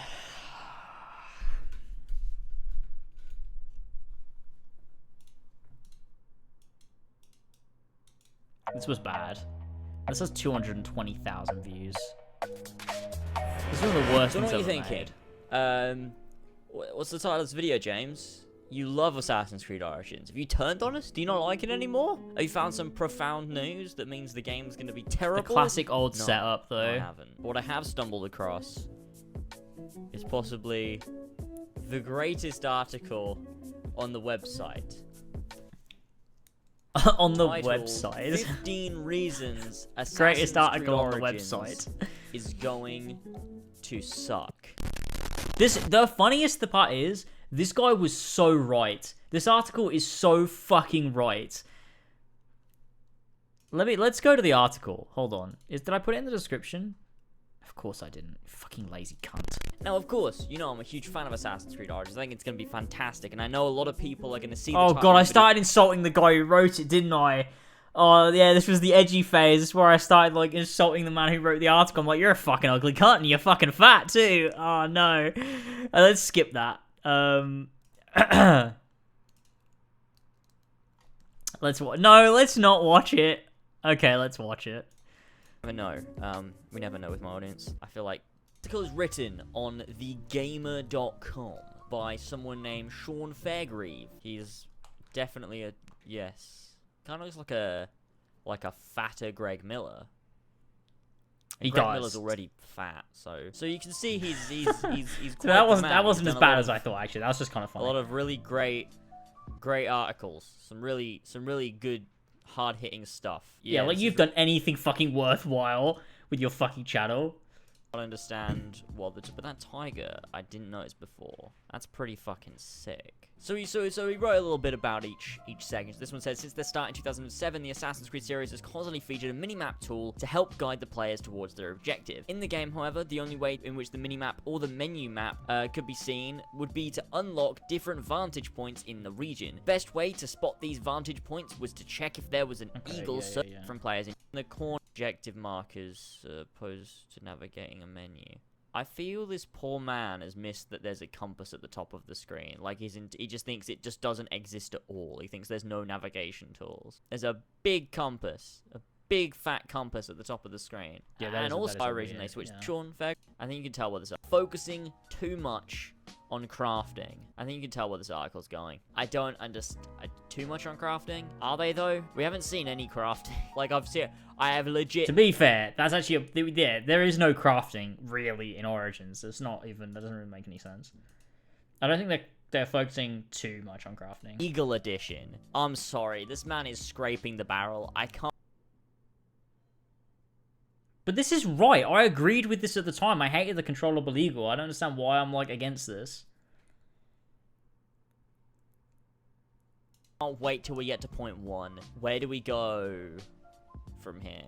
Number 12 is a point that really grinds my gears. Is Egypt massive and empty? I mean, it is massive and empty.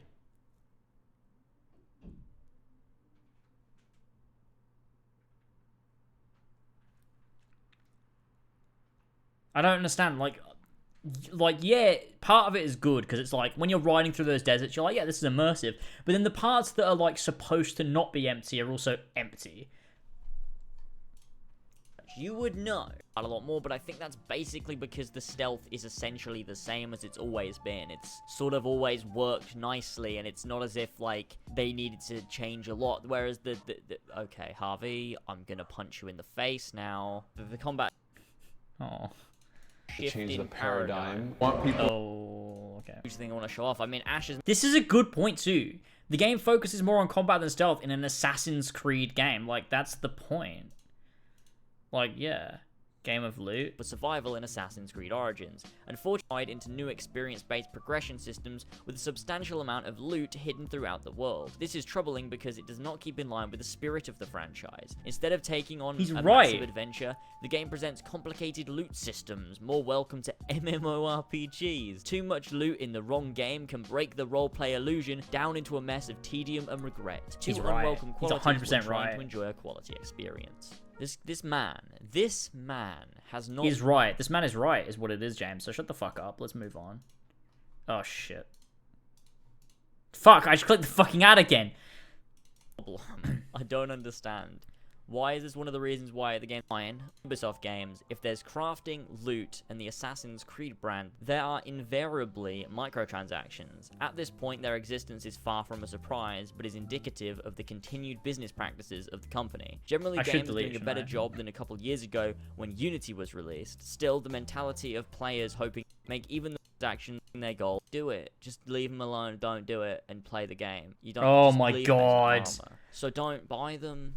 Just don't do it. Just leave them alone, don't do it, and play the game. You don't have to do it. Trust me. You do not have to do it. And as I said, Don't like it, don't buy it, alright? If you don't like it, just don't buy it. It's that simple. Just don't do it then. Because obviously microtransactions don't completely change the whole basis of like a game's like philosophy. Obviously that doesn't happen. If you don't like it, don't play it. Don't buy it. Oh my god. Oh my god. everything is in the game, but the microtransactions are there for people that probably don't have enough time to play the game. But then why do they not have enough time to play the game? Because the game is built in a way that takes like advantage of your time. Obviously, you fucking moron. My brain was just not switched on. We're moving on to that. I'm not even entertaining that. Number But he's right! 7. Skill trees. Why we got skill tree in an AC game? DIY Hidden Blades. This is another person who's mad that in Assassin's Creed Origins, you can't just assassinate people that are a higher level than you. I hate this video so much. I fucking hate this video so much. With your hidden blade, making the game simply too easy and taking no skill or What time. skill is there? What skill is there? Yeah, time. It takes it just consumes your time. So you have to go fucking killing gazelles so that you can fucking upgrade your hidden blade to assassinate people in an Assassin's Creed game. Oh my Investment god. whatsoever. Hey, guess what? Tough fucking luck, cunts. Within Assassin's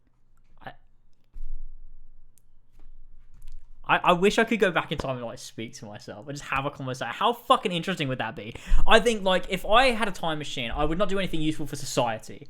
I would go back in time, I would grab myself from 2017, I would bring them to 2021, and I would sit down in front of a camera and we would debate Assassin's Creed Origins and the RPG direction.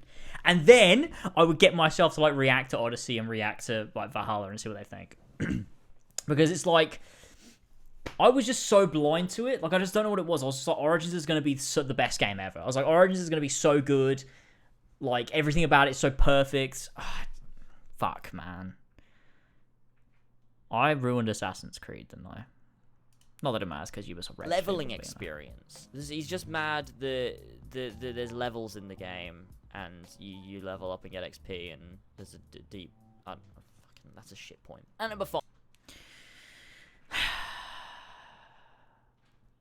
Get into the political side of it all. How amazing would that be? Like, how actually amazing would that be if I could talk to myself from 2017 and, like, actually have a meaningful discussion? Like, how fucking fun would that be? I would love to see, like, my younger self get fucking angry. Like, you just don't fucking understand. Like, the SJWs have ruined the media. 5. Goodbye. How old were you in this video? This was 2017, so I was... 4 years ago, I was 20. I was 20. Replayability. What's his point for this? Let's read this. Many open world games featuring a quest-based structure are often left to the wayside when it comes to replaying previously completed missions. They'll probably happen because a lot of people want to see it, so that'll be fixed for battles, and essentially he's just mad that... He was making a point that you couldn't replay memories in Origins, and my rebuttal to that was... Lots of people want it, so they'll probably fix it, so shut the fuck up. Like, don't complain, because they'll probably fix it. Like, I was such a fucking bitch. Oh my god. This is so dumb. Unscripted boss battles. He likes the boss battles like the legendary ships in Black Flag and the Al Mualim boss battle at the end of AC1, but he's mad that there'll just be some boss battles you can come across within the open world. I think it's great. I think it adds a diverse sort of mechanic to the world. It means you can just come across these super hard enemies, and I mean the legendary... Why would you want to come across super hard enemies in an Assassin's Creed game? Like, why do you want to just be like roaming your Assassin's Creed open world and you come across a boss fight? Like, why would you want that? I just don't understand why that's something I thought was like, yeah, we need boss fights in AC. Like, I just don't like Souls-style boss fights. about Dark Souls. I don't understand how Dark Souls combat affects Assassin's Creed Origins, but sure, okay, Oh sure. god, I was In being the such a original like Assassin's fucking Creed combat was one of facetious the cunt. weakest in the game. It was clunky in its execution with many enemies that waited to attack. Eventually, the combat smoothed to mirror those of the Arkham series. Okay. No, it did not. No, it did not. In Assassin's Creed Origins, enemies are now leveled and will be even more powerful than before, meaning players must be a certain level themselves to take them on. On top of that, you no longer have an attack and counter-attack system at play. Instead, it is based upon Dark Souls. And we're supposed to be the community that stood up to Ubisoft at the time. I know, what the fuck? We just didn't. This is around the time I started watching you, and every watching, so I really don't know why the fuck I did. Yeah, it's weird, isn't it?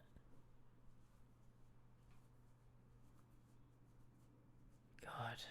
Yeah, this is weird. Like, we were the ones that were, like, standing up to Ubisoft. That just go to show, like, how the other community members for Assassin's Creed, like, were so into it. They must have been so into it. If this is, like, was us, this was us standing light up and to heavy Ubisoft. attacks that are mixed together with a range of bow attacks. Yeah, because Dark Souls has bow attacks. And even out dodge roll. Okay, but there aren't dodge rolls, are there? There's no fucking dodge rolls. There are fucking dodge rolls. In particular, the aforementioned Dark Souls style combat, but what else? Crafting for survival in an open world game that is reminiscent of the recent Horizon Zero Dawn, while the vast non-linear progression and mission structure is easily comparable to The Witcher 3 Wild Hunt. Meanwhile, the accessibility of the world, I'm and just gonna say that's a ability good to climb anything thing, is taken aren't right I? from The Legend of Zelda: Breath of the Wild. You're comparing all these games together. Is there any way we can be like, look, all these games have clearly taken from each other? What the fuck is wrong with you? Climbing anything? That was in the first game. What are you talking about? You can climb anything in every Assassin's Creed But he game. means, oh my god. I want to fucking punch myself in the face. He means, like, how in Breath of the Wild you can literally climb anything. Like, there doesn't have to be a handhold. You could just climb a fucking rock face. That's what he's talking about. Whereas in AC1, all the other ones, you had to, like, there had to be a handhold. You couldn't just climb anything. Like, it was curated climbing. It was like, crafted by somebody to, like, make it work. And then they were just like, no, you can just fucking fly up a rock face because fuck, You want fucking fuck it. drugs. What the fuck is this shit? Point number one is no end in sight, in which he states, Assassin's Creed Origins is retreading old ground in the birthplace of the Assassin's Brotherhood. There appears to be a strict emphasis placed on this being the complete prequel to all the other time periods in this. We should do an old lasers video bingo. Do that for the advent calendar. I mean, last year we did we looked at old videos, but we could turn it into a game. That could be quite fun, actually. Maybe we should do that. Get the community to come up with like a bingo board, and then we do like a drinking game. That could be quite fun. Series on lore. stream. While this is fine, one can't help but question why Ubisoft is making this drastic decision to go back in its 10th main entry after 10 years of successful games. The issue is not the prequel decision so much as the fact that with each release, the games were getting closer and closer to the present day. I can't fucking stand this! This is what people always say, okay? So, and it, oh god, it infuriates To me. be fair, that's a really dumb point. That's a really dumb point. People are like, oh, it's getting closer to the present day. I was expecting a present day game. Like, no, that's not it's not what the point is. Should we watch one of my political videos? Should we watch, where is it? It's the one where I talk about the lasers, what's it called? Discovery Tour. I might have privated it, actually. Oh no, here it is. We get a bit political in this one. No, I didn't make political videos. I meant like it was political AC. It was, yeah. I just talk about politics in this video. It's, oh, this is gonna be cringe. Okay, here we go. This was 2018. The Discovery Tour. What a tour. I've played with it for a bit, and by that I mean like 15 minutes, where I learned a lot. Black screen. Those don't need to be your last words. Who the fuck are you? Does the name William Miles ring a bell? And then I left it to go back to Kingdom Come Deliverance, which excels at historical accuracy. Sorry, Ubi. They got you beat on that. But in all honesty, Origins' Discovery Tour is awesome, and I thought I'd take a break from making essays to chat about it and all that comes with it. So honestly, it's a great tool. It allows kids and students and curious adults or unemployed failures like me. Hi, Mum.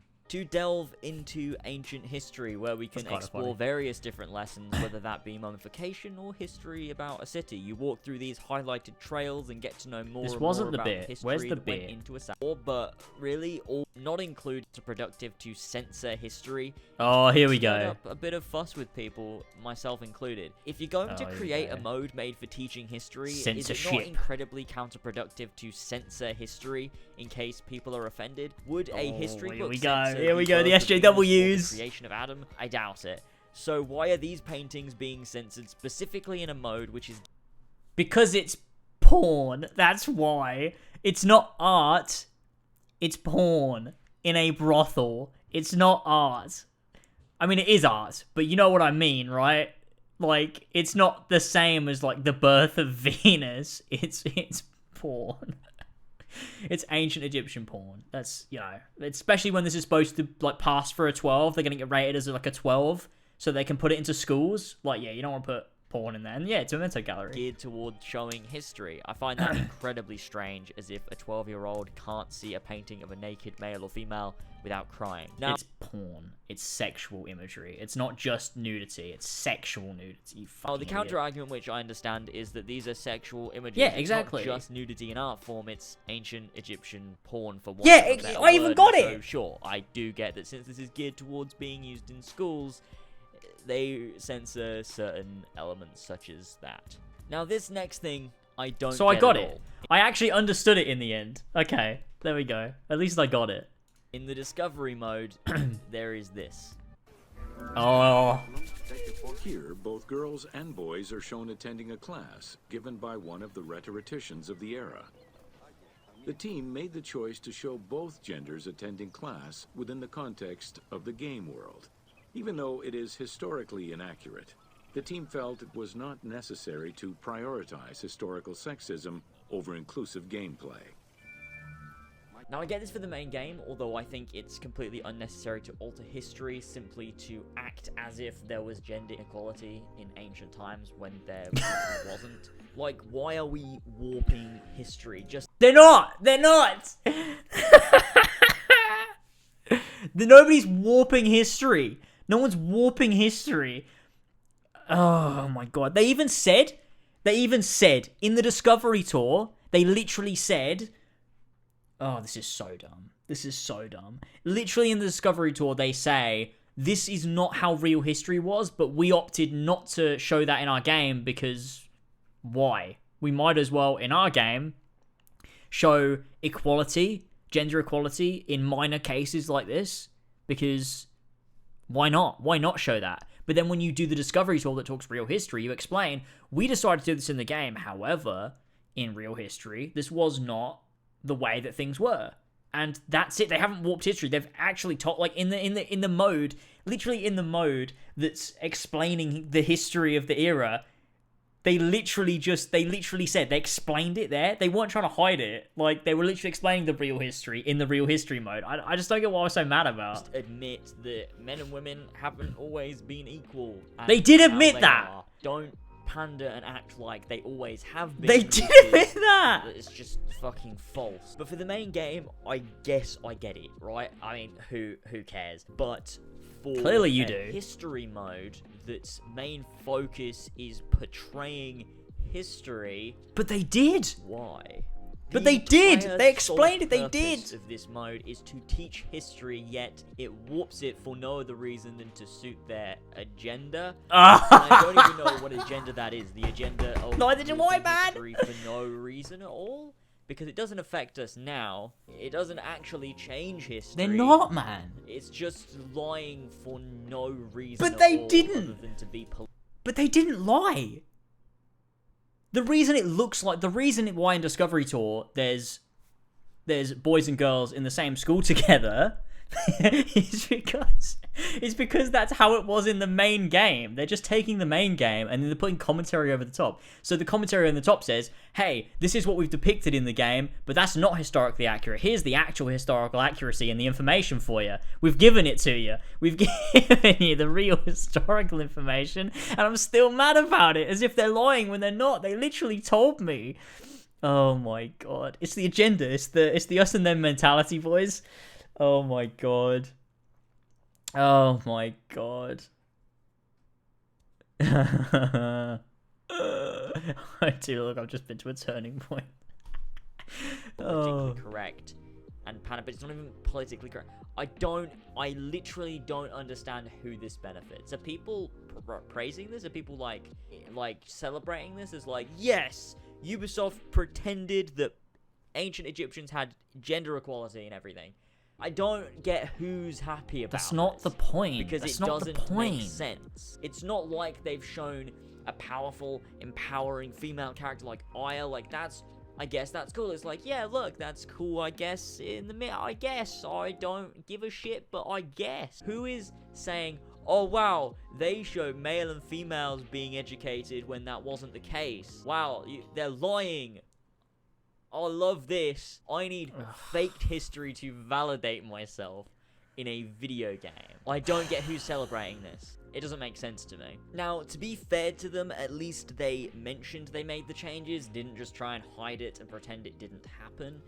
But I still don't get it. Exactly. They're In the history, in the mode that's about real history, they literally upfront explain the real history and say in their fictional game that's not fucking real, they chose not to do that. Like, what? This is so dumb. And with all of this, the real kicker is this line. The team made the choice to show both genders attending class. Did you hear it? Choice to show both genders attending class. No? Both genders. Oh no! No!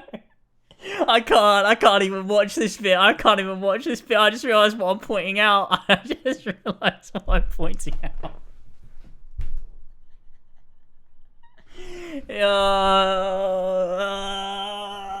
Okay. Class. One more time.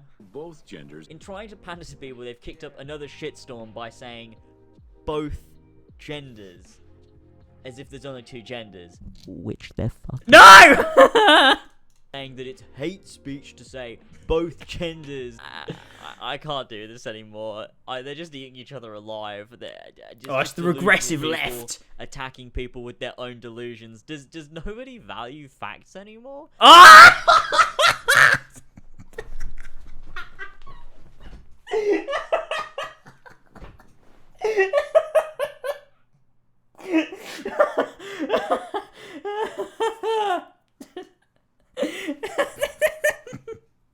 Facts don't care about your feelings. Oh god, no. This is the worst. This is the fucking worst. Facts just don't care about your feelings, alright? What the fuck? No one values facts. They just care about making each other feel good. Oh my god. Bloody hell. Scientists have discovered. I swear, I'm like a minute away from like quoting Ben Shapiro, or like using a clip of Ben Shapiro or something. I'm kind of done. My main sort of thoughts on this, just to round it off without joking and just to genuinely talk about this, is that I think it's incredibly strange for them to warp history in this sense. I think that changing history for fictional stories and some purposes. I'm surprised I haven't work, said like SJW yet. The fact of like Assassin's Creed is a fictional game set in a real world, and I think that when you're building that world, it's got to be as real to life as possible. No, because the point about Assassin's Creed was that it was always a fictional version of history. That was the fucking point.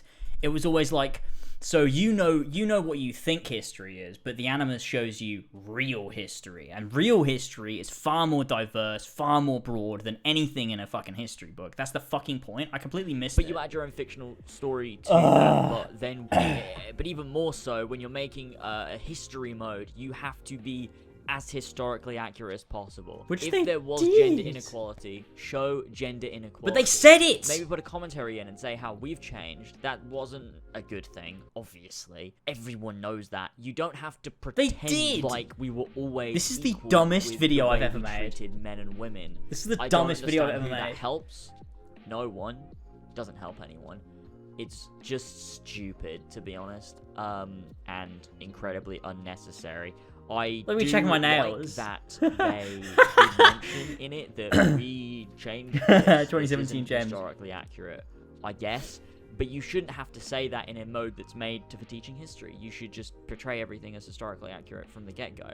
I don't get it. I simply don't understand. No one's happy about that. It doesn't make sense. To me, it just doesn't make sense. I don't think there's any women sitting there playing the Discovery Tour going, oh my god, Ubisoft. That's not so the point. Because That's they not the changed point, history. though. But it's in such a minuscule way. It baffles me. I just don't understand That's it. just not the point. Really It's strange. just not I mean, the I can point. go into this all day and write something structured about it, but it's not fucking worth it, is it? It's a stupid Discovery Tour mode, but I thought I'd give my Yeah, thoughts fuck, on my it god. Could you imagine if I nonetheless. made like a big video on it? Deliverance and Oh, did I make any more of these? Oh, they're amazing. Did I make any more? I don't think I did, you know. I think that was like the only time I ever really delved into politics in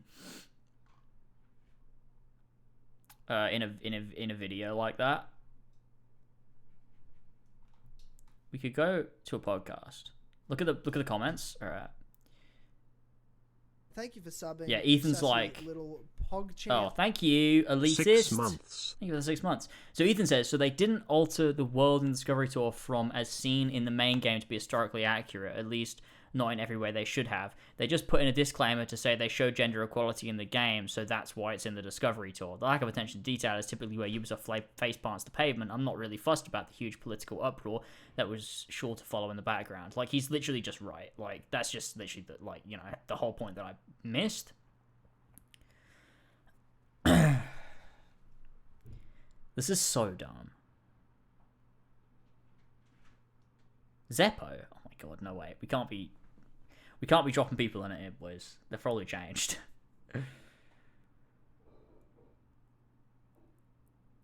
Oh my god, so cringe.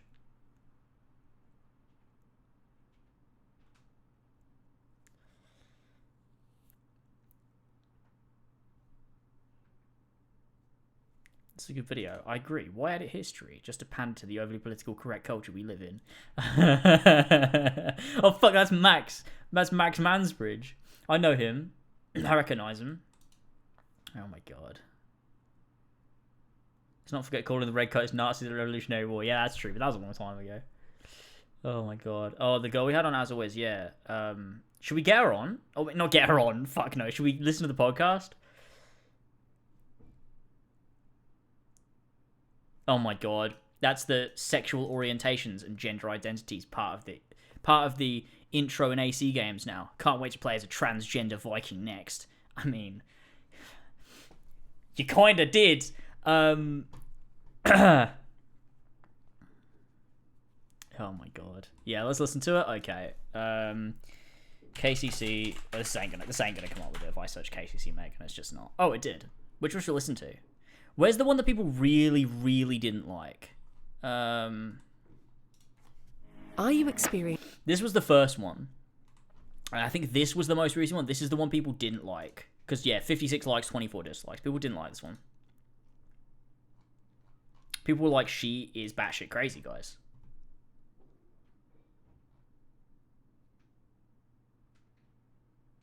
Megan does not know what she's talking about. Especially in Razzing doing great, but honestly, this chick is everything you're not. She's actually gotten worse since the last time you had her on. And it's true. It's so true. Yeah, we had her on 3 episodes.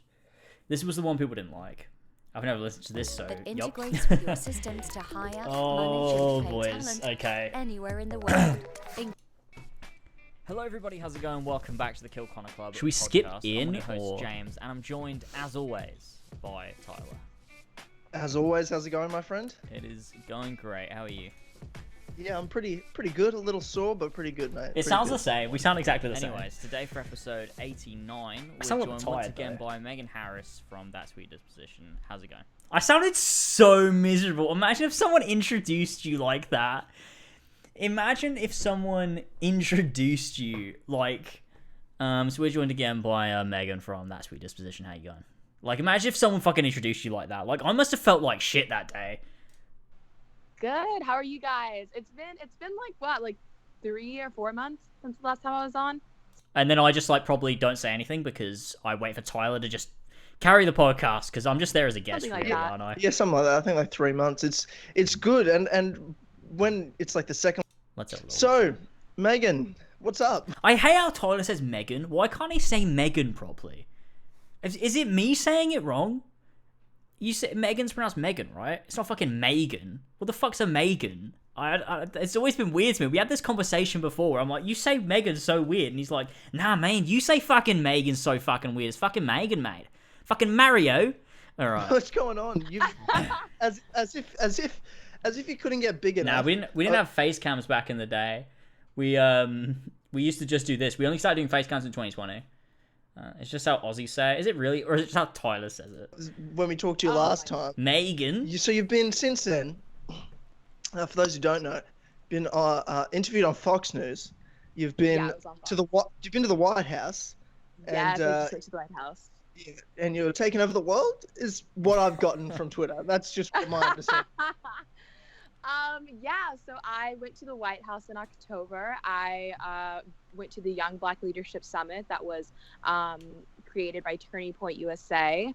And I've been helping out with that for a little bit now. And it was just such a great event. It was the first Young Black Leadership Summit. And basically it's just outreach to the Black community, talking about independent thinking, conservatism, and then other things like in the political sphere among that, and talking about specifically 4 months, boys. Wait, let me go back. She said Among Us. Things like in the political sphere among that, and talking about Among Us. specifically problems in the Black community and political problems as well, and all that. And it was such a great event. It was amazing. Donald Trump asked us to come to the White House, and he spoke to us. And I think that was, if you would have literally told me like months ago that I would be doing that, I would be like, what the hell are you talking about? She was just so happy to speak to Donald Trump. Like, honestly, if I could speak to Donald Trump, my life would be made. He's just such a great guy. Like, honestly, just such a great bloke. I look up to him so much. You know, just this fucking old white fucking man that just doesn't know shit. I look up to him so much. He's amazing. What an amazing man. Like, yeah, crazy stuff. Yeah, so that was incredible. And then I did, what did I do after that? I did go on Fox when I was there. I went on Fox twice. I can't believe we just had on this, like, raging fucking, like, alt-right lunatic on the podcast. Like, just fucking, like, this was just normal, like, just having normal conversations, like, it wasn't batshit crazy. I have an interview. I'm not sure if it's going to be in a documentary or not, but I did film for them twice, and then I did. I'm linked to Donald Trump, yeah. I'm like, well, yeah, so just like really 2 degrees separation away from Donald Trump. Like, how does that happen? Like, yeah, that's crazy. Jesus Christ. Yeah, it's just because you've met. Not even crazy, just how does that happen, but the community that you're in, sound like I'm stoned. that you're now associated with, you're a part of, like, in this Black conservative, like, leadership group, this movement that's going on that you're heavily a part of. Like, how did that all come together for you personally? Well, it definitely came about in a way where I was always exposed to conservative ideas, but talking about fuck. This is so weird as well, because, like, we were a gaming show. Like, we were an entertainment and gaming show, and, like, we just had on, like, it was actually so irresponsible. Like, it was just so irresponsible. Like, just to have her on the show, and, like, to even talk about this stuff, and, like, with, like, such a young, impressionable audience that just followed us for video games. Like, we probably got a whole shit ton of people into this. Like, it's, fuck. It's just, like, so weird to look back on and be like, we were such fucking morons. What are these? That was that bit. Dating wrap-up. So there was an abortion segment? Was there really? It might have been on a different podcast. Shall I just quickly double check the other ones just to see if there's, like, an abortion segment on one of these? I can't believe we would have done that. Social justice warrior. Oh! Okay.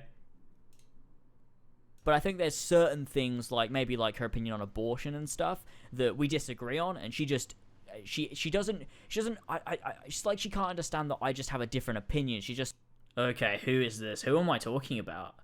Who am I talking about here? Saying, no, you don't get it because you don't have any empathy. And I'm like, okay, well, if that's what you think, then that's what you think, but that's not why. But you were, it's funny because you were that way only recently until you and I had a conversation with about abortion. Yeah. I mean, that's the thing. Like, I had very liberal views on abortion. Oh, that was bad. That was very bad. I had, liberal views on abortion. That was bad. Tyler fucking fucked me up on that. He fucking, like, changed my mind. He was very convincing. Tyler, let's not forget, right? Because yeah, look, I did a lot of legwork with this like weird right-wing phase of the community, but let's not forget who started it. All right, let's not forget who got me into it in the first place. Because I'm not the kind of guy that's getting into politics. Look at me playing my AC games. I'm not the kind of guy getting into politics. All right. Tyler got me into it, all right? He's the one with the brain. He's the one researching this stuff. He's the one who did this. It's his fault. If he takes the credit for getting everyone into Kingdom Hearts, which is not true, it's all down to me. But if he takes the credit for that, he takes the credit for turning everyone alt-right, because it was him. It was fucking Tyler. Until me and you spoke about it, and then I listened to all... Wait, did she say, oh God, when I said I had very liberal views on abortion? Wait. Abortion? Yeah. I mean, that's the thing. Like, I had a very liberal views on abortion until me and you spoke about it. Did she actually just say, oh God? Me and you spoke about it, and then I think so. I listened to a lot of Ben Shapiro talk about I just sound so... Oh, God. Oh, God. I mean, you guys were sort of the mentality of like, man, isn't it cool that we've progressed so much from video games? We can talk about how so many topics now. It's just the James and Tyler show. Yeah, I guess we were. Oh, my God. I listened to, like, a lot of Ben Shapiro. Oh, God, man. Oh, God, man. There's a segment on one of these shows. It might not be on one of these shows. It might have been after an episode. But it's really bad. There was so Steven Crowder did this thing. It was so bad. Where like him and his Jared, his co-host guy, like dressed up as like women, like pretending to be trans. It's like super fucked and not sensitive at all. And like went to like a trans meetup thing to just fuck with everybody. And so and like he made a video on it where it's him like, isn't this so funny? They actually thought we were trans, lol. Like it was just a bunch of people being like accepting, just assuming they were being genuine because they're nice people. And I remember me and Tyler reacting to it and just thinking it was fucking hilarious, the most amazing thing ever. And I don't know if that was on a podcast or not. And it might be on one of the shows. If someone's listened to all of them recently, is that something on them? And I'm going to remove it if it is. But I feel like we reacted to it after the podcast. I feel like we didn't do it on the podcast. But that was bad. Like that's something I remember specifically as like being, yeah, it was bad. Like, that was how deep in it we were. Like, that was funny to us. It's just mad the way that your mind can get fucking warped like that. It's so crazy. I'll be honest, I had to listen to all of these last year, and I was so scared someone would hear the shit coming out of my room. Oh, God. You don't remember it? Okay, that's good. That's good. That's good. I mean, abortion at 9 months in New York is pretty hard to get behind. Is that a real thing? Sure, that's not a real thing, right? I mean, yeah, like when you have abortion at like a late stage, it's bad. But like when it's, you know, most abortion's fine. Also, I think I'm just at this point where like I was trying to fool myself into being like, I'm just so empathetic for these unborn children. Like, imagine, oh my God, you're killing a sacred life. Like, I just don't actually care. Like, you know what I mean? Like, yeah, at 9 months, it's a bit fucked, right? Like, it is a bit fucked. Like, if you're doing it even, like, at fucking, like, 7, 8 months, like, 6 months, so, yeah, I get it, it's a bit fucked, right? But, like, also, I just sort of don't care. Like, it's kind of whatever. I don't know. You know what I mean? Like, it's just not a conversation I even want to get into. Legalize abortion and just make it reasonable. You know what I mean? About it, and I was like, only people would ever have an abortion that late if it poses a risk to mother. Yeah, exactly. And like, no one's going out of their way to like have an abortion that late. Like, no one's doing that. Like, no one's having a fucking abortion at that late. It's just not. It's not happening. It's not common. On a happy note, my wife and I just found out she's pregnant. Let's go. Let's get some Drakes in chat for Evan. Let's fucking go. Congratulations. Everything he's saying is not necessarily, but I listened to what Ben Shapiro said, and I was like, you know what? Everything he's saying makes sense, and oh God, I get it and actually, yeah, he's technically right. But I'm very in between the two of, am I sort of pro-choice or pro-life? Like, I mean, No, I completely I agree. dunno. I'm kind of in the same way. Like the past couple of months, I have been really debating the issue. I used to be very pro-choice. I didn't know anything about the procedure. I didn't know anything really about other options. I was like, that's stupid. That's dumb. It's a choice. My body, my right, like all that. My body, my choice. And it wasn't until probably the past 6 months I've really been looking into it, and I've actually gotten more pro-choice. And I say I'm She means pro-life, right? really in between, but there are just certain things about it. Like, I really worry about unsafe abortions, and I worry about all that stuff. And I think that's really my main concern is like unsafe abortions. I think.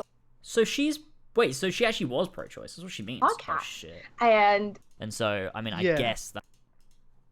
Do you find it challenging to make small business clients visible online? Okay, let's go back to the one where like she was actually really bad and really dodgy, because that's the one that like actually is like, yeah. This is the bad. I find it so interesting. Also, I'm sorry my sub has lapsed. I'll get that shit straightened out. Oh, don't worry about it, man. I appreciate any subs. Any subs for as much time as you feel comfortable. I appreciate. You never have to feel like you got to sort it out or anything. Thanks everyone, been crazy because I haven't told my family I'm waiting for the holidays. Oh shit, that's so exciting, man. I'm wishing you the best. That's really exciting. If I recall, she's pro-life but isn't super comfortable with it. Yeah, it's because she's actually pro-choice, but she's trying to force herself into this conservative box. That's why. In America, with the two-party system. You know, Republicans, Democrats. The UK has the same. Australia here has the same.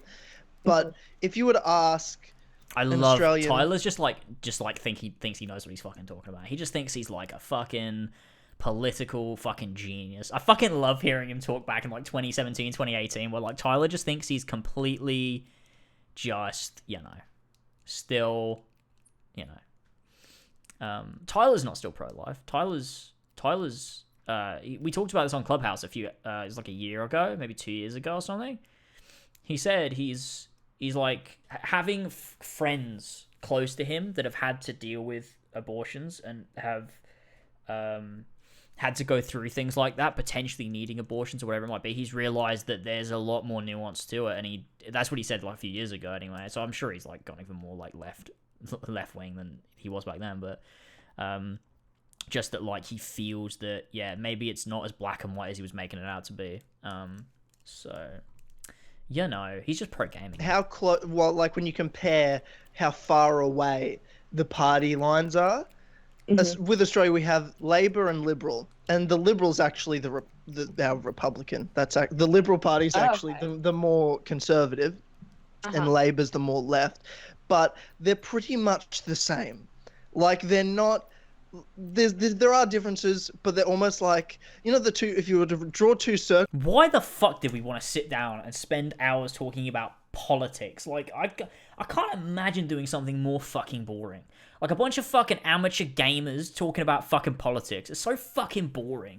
What the fuck? Talk about video games. Have fun. Laugh about funny shit. Why the fuck were we doing this? It's just so boring. Circles, there's a crossover there. You know what I mean? Yeah. Like there's a crossover. In the UK, I feel like it's two circles that are next to each other, but they don't touch. And then with America, you got Democrat, Republican, and they're I'm just there like, I don't know, Tyler, because actually I don't care. I just hate the SJWs. That was my like whole thing is like I don't actually give a shit about politics. I just hate the horrible SJWs on the left that are like ruining my movies. Like that was my thing. Whereas Tyler was like, I actually really am interested in politics, but also doesn't like that much. I don't know. Separate fields. One's on a baseball field, the other's on a football field. Like you know what I mean? Like that's what it's like. Why is that? Gone now into kind of remain as nice as possible. But voters do not understand that, and that's why I'm really taking it upon myself to try to connect more and try to open people's eyes more to conservatism in that way, and open their eyes to like what's going on with political parties, because like a lot of them just like do not understand like the strategies that like the Dems are using. and it's just so obvious and it's just so annoying. Yeah, that's what I'm focused on right now. Yeah, there has to be that focus on the young people. I mean, oh my god, no! There has to be the focus on making the young people alt-right. That's like Tyler said that. Tyler really said that. Immigration. I mean, America has, like most European countries, it borders, other countries. Australia, the UK, we have a thing called moats around and oceans around us. So it's a lot. Moats. It's a moat. The British Channel, it's a moat. Like, I mean, the whole Brexit thing is an absolute mess, so it doesn't really matter. Yeah. But it has become a much bigger thing. Like, it's like you said, Tyler. Like the political parties aren't as separated as they are in America, but it really is drifting, especially in the last couple of years. I feel if anything, they're coming closer together. That's what happened. Like, it was like both parties like shifting to the right more. I feel like is what's happened with the political, like the Labour and Conservatives in the UK. I don't know. Because you want strong immigration. Like, come to our country. Do you want to know what happens in this country? Because people come on boats to come over here. We put them in camps. Like, we put them in fucking camps. Like, it's processing camps, right? Like, because you process the immigrants and stuff. But like, we'll put them on islands. There's a place called Christmas Island. Trust me, it ain't Christmas over there. It's like fucked. Like, it's not Christmas over there. It's fucking. Tyler's he's so proud that they put the immigrants in camps. He's just so proud. He's like, they put the immigrants in fucking camps, man. Fucking Australia's the best. They put the fucking immigrants in camps, man. They put them on fucking islands and fuck them off, man. It's actually disgusting. But like, you can't get in. You can't. Yeah, so he's not like for it. He's like, that's bad. But like, also, that's like how you, like, if you were to deal with immigrants, yeah. And not get in.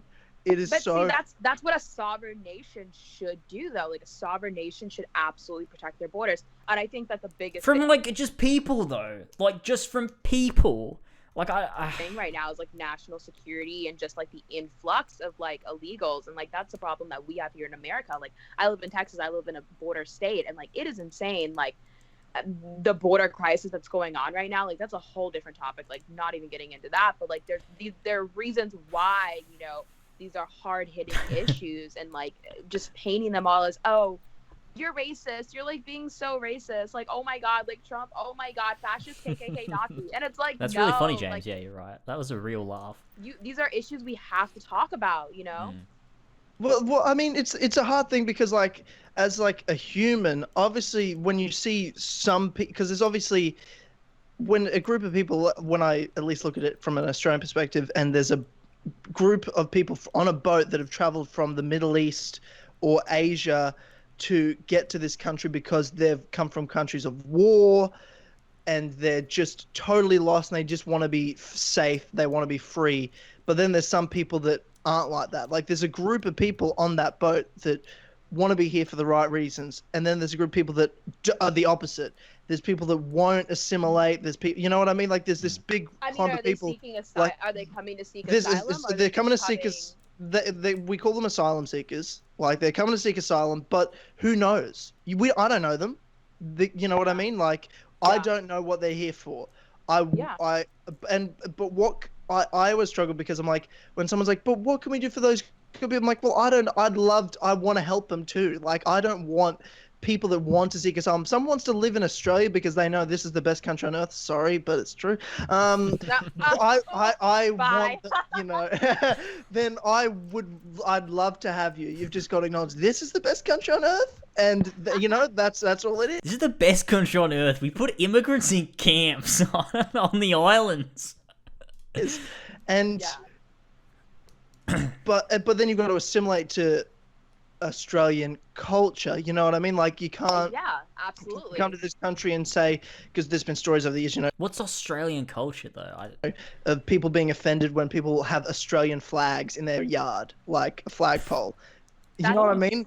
Like, that's fucking insane. The SJWs. Like, that's what have happened, and it's like, no, this is Australia, and if you want to live here, Nationalism, baby. You know what I mean? Like this is how it works. There's only 23 million of us, and we're all pretty much the same. Like we're not as different, which is a hard thing with the US and the UK because it's so fucking many. That's the problem that we're facing right now is a nationalist problem. Like Trump was like, I'm a nationalist. Like people don't like to hear that, but I am, and it's like, well, duh, we knew that. But people are freaking out, and it's like, I'm a nationalist too, and it's like, patriotism and nationalism are synonymous with each other. Patriotism is just like love for your country, and then nationalism is basically like loyalty to your country, love and loyalty. So very synonymous with each other. But like vague, that's kind of the problem. That's we're a vague facing, way of defining nationalism. Nobody's allowed.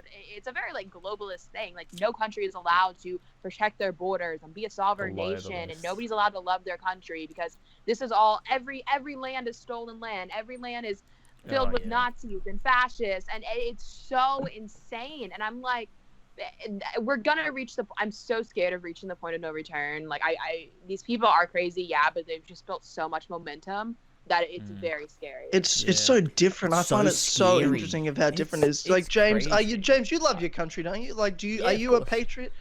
Are you a patriot? Tyler asked me genuinely, are you a patriot? James, you love your country, right? Are you a patriot?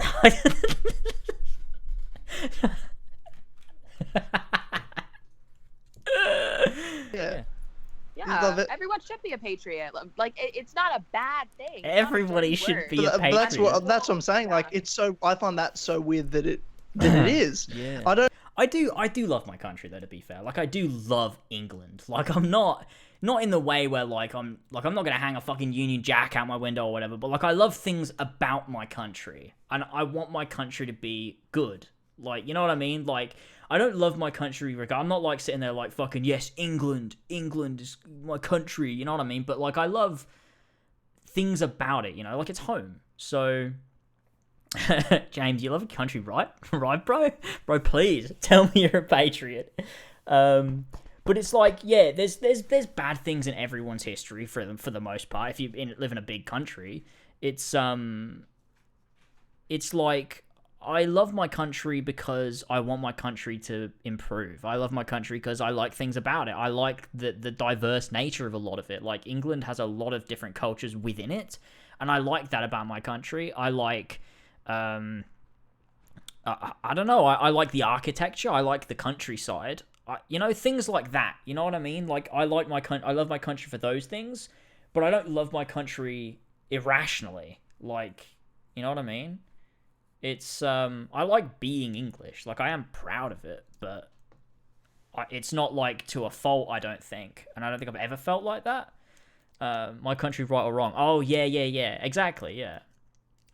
And like people use that to like be like my country, no matter what they do, I love my country. Whereas that's not the case. Like I'm never gonna love my country no matter what they do. But there are things that I love about my country. But that doesn't mean I'm like blind to, I'm completely blindly just like, yes, England is the best, fuck everyone else. You know what I mean? Nothing in the south of Birmingham. I love half of England.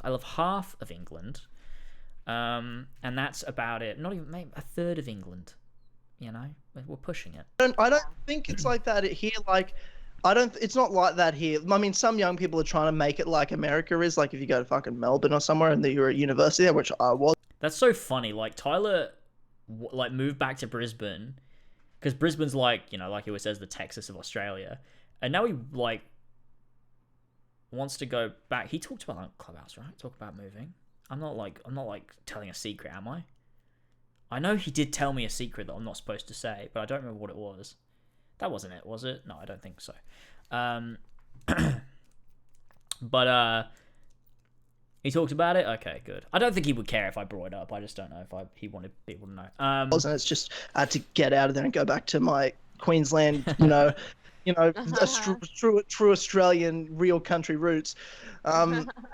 But like to love your country, to love this, like I have state pride, I have country pride, and that's why I do laugh. It's like Queensland and Texas are kind of similar in the sense of like when I was in Melbourne and people I would do even just because Melbourne people are fucking weird. Like I love that city so much, but they'll say something to me like, oh, Oh yeah, okay. For example, so I Let's hear somewhere this one. I'd hear people go, "Oh, is this like proper coffee? Like, it's like Melbourne's a coffee capital of the world, and everyone is coffee snobs." It's because someone do a listen of every podcast we've done and take a shot every time Tyler says Melbourne is the coffee capital of the world. You will be fucked by the end of that. You'll be absolutely fucked because he says it so much. He says it so fucking much. It's ridiculous.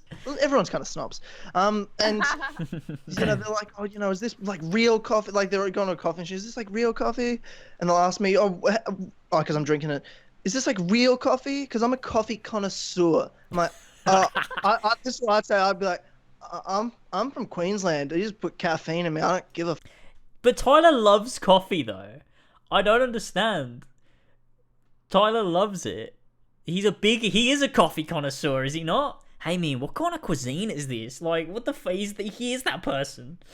I feel like in this phase, like we were trying to be people that we just weren't. Like there was the person that like we actually were, and there's the person like we were really trying to be, but just was not us at all. It's so weird.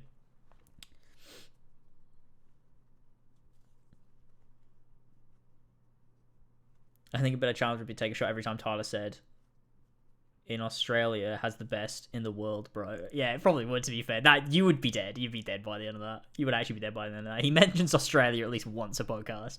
Definitely. Fuck, like I don't know what you're asking me for. And they everyone would go, "Oh, you're from okay." Like being from Queens is like a thing. You know what I mean? They'd stop asking me fucking questions. They're like, "Oh, you're from there." I'm like, "Yep, please leave me alone." What the like, you know what I mean? Like, I don't, because I'd be like, why was I such a fake fuck? That wasn't funny. I didn't find that funny. Why was I laughing at that? I swear to God, these days, like back then, I would just like encourage people. These days, like if Tyler did, I'd just be like, shut the fuck up. Like what? Like, it's just why am I fake laughing? It's like Crocodile Dundee. It's like, I remember one stream where we got into trans debate and like they got so worked up, I was shaking. Yeah, I know you said about that before. I can't imagine what I was talking about. Oh Jesus Christ! I was such a fucking weird man. Such a weird man. It's like, I'm in the big city. I don't know what this is. Like, you know what I mean? Like, so I just use that excuse not to answer questions. Like, I'm from Queensland. I don't know things. Like, I don't know what that. But I just. Oh, we were talking about like sex work or whatever. Like, I think I'm still of the same mindset, but I just don't care. Like, it was just. I think I'm still of the same mindset. Well, like, I just think like. Because it depends. Because the whole conversation came down to like where do you draw that line between like what's I don't know what the word is. Like it's where do you draw that line between like what do you value, what is like valuable to you, like should your virginity or like your like sexual whatever, I don't know, be valuable to you? And like to me, I think yeah, it should be. Like if you want it to be, it should be. I don't think we should be encouraging people not to value those things. But then I don't think it's wrong if you think otherwise. I don't know. It just depends where you draw that line, I guess, for you personally. But I would never try and dictate someone else. At least not now, anyway. I wish I could help more people. Just kind of. But I think the conversation was like it was about like if your daughter did it, like how would you feel? And obviously I would feel fucking uncomfortable because of where my boundaries are. But you know, it's all like hypothetical. But I also, at the same time, like, if someone's 18 years old, like, you can't stop them. I wouldn't, like, stop my daughter. I'd be fucking uncomfortable with it. I'd be like, I don't like this at all. This makes me feel weird. But I don't think I wouldn't be, like, trying to dictate their life. You know what I mean? I guess I would just want... Because a lot of people get into it not really understanding the consequences and the difficulty that you can go through being in that sort of line of work.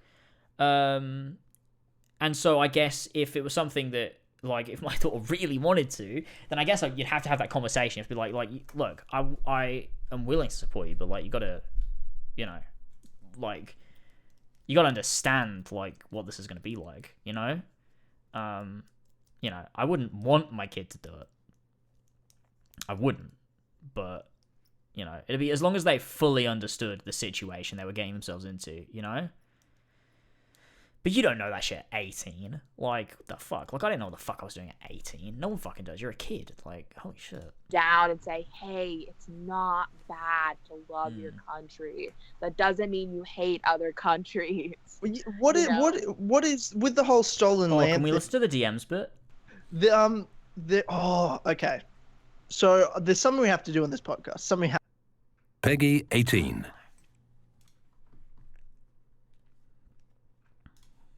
And it was people's favorite thing from into the DMs. Yeah. Lately, I had a couple tweets that went viral. You have a boyfriend now, don't you? I am not affiliated with him any longer. Okay. Yeah. Sorry to bring that up. Oh. Oh no. Okay. Is this where she calls him a beta cuck? I need that out there because everyone thinks we're dating and everyone keeps sending me his stuff and I'm like, oh, I am not affiliated with this individual. Oh, sorry. Okay. I was about to be like, yeah. She's off the market, and I'm like, okay, awkward. Sorry, my bad. That's my bad. Anyway. No, it's fine. No, it's fine. I want it out there because I keep getting so much stuff about it, and I'm like, you guys, I don't know what he's posting. I don't know his fake internet beef. I don't know what's going on. Don't name drop me on your diss track. I was literally name dropped on a diss track. Like, it's insane. Wait, yes. sorry. You could tell I'm just there like, this is the worst situation I'm in right now. I just want to play video games. I can't go into any more detail. Like, I'm done. No. You can. Come on. Tyler, why? No, it's just three of us. No one's gonna see this. No one's even gonna see this. No one's gonna see this. No one's gonna see it. No one's gonna see it. No one listens to this podcast. It's just it wasn't him. It was involved in the internet beef, and my name was involved in there in the background. And I didn't realize that until I listened, and I had someone point it out to me, and I was like, all right, so that's great. But yeah, no. I'm keeping everything cordial as possible. That's all I'm gonna say. That's all I'm gonna say. Oh no, I'm so into this already. I'm so confused and interested, but I don't know what's going on. Oh no, I knew you were gonna talk about. I was talking to my friend. I was like, I know they're gonna bring it up. I know they've looked at my social media. Yeah, of course. I do my due diligence before I do the podcast. Diligence. Like we've got well, everything's deleted. How'd you say? I went and delete. Yeah. Okay. I have my way.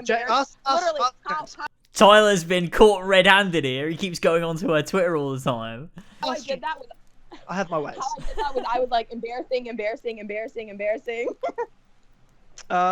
did it all. Well, I like how my webcam's over my face. Well, I think I just most of it I just remembered from because it wasn't even that long ago. Like I follow you on Instagram, and like it was from your stories and everything like that. And you said on a live stream recently that you had a boyfriend. I was like, oh wow, good, awesome, congrats. Yeah. And that's why I thought, I'll talk to you about it when we bring up the DM conversation.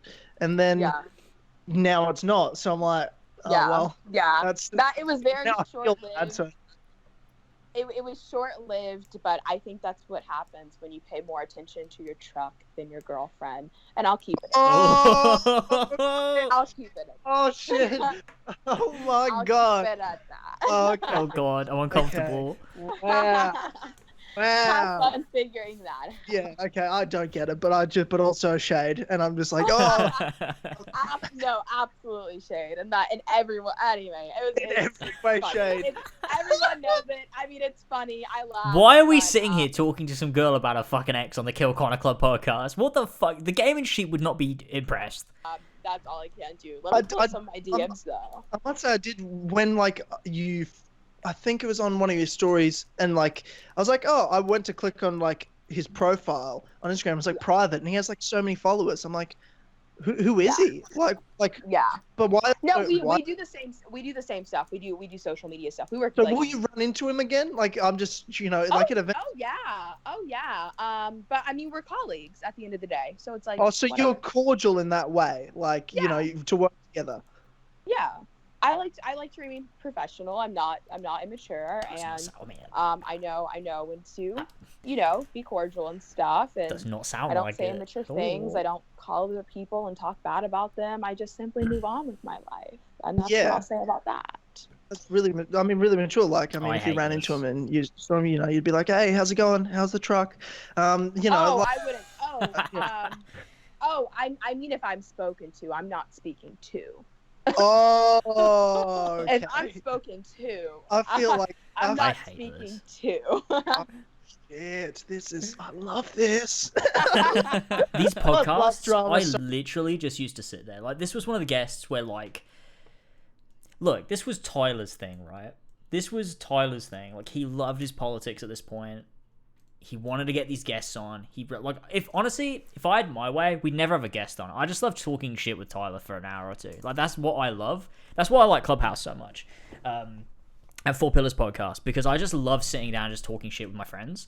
Whereas with this show, like, it's a bit more professional, and like, this is the point where like Tyler wanted to branch out. He's like, let's get this guest on. I'm like, all right, let's do it. I don't want to hold you back. Like, I'm there to do it with you as well. But they kind of become the Tyler interview show, unless we get like a really good guest. If we get like a Robin on, or a Matty, or Colin after that first episode.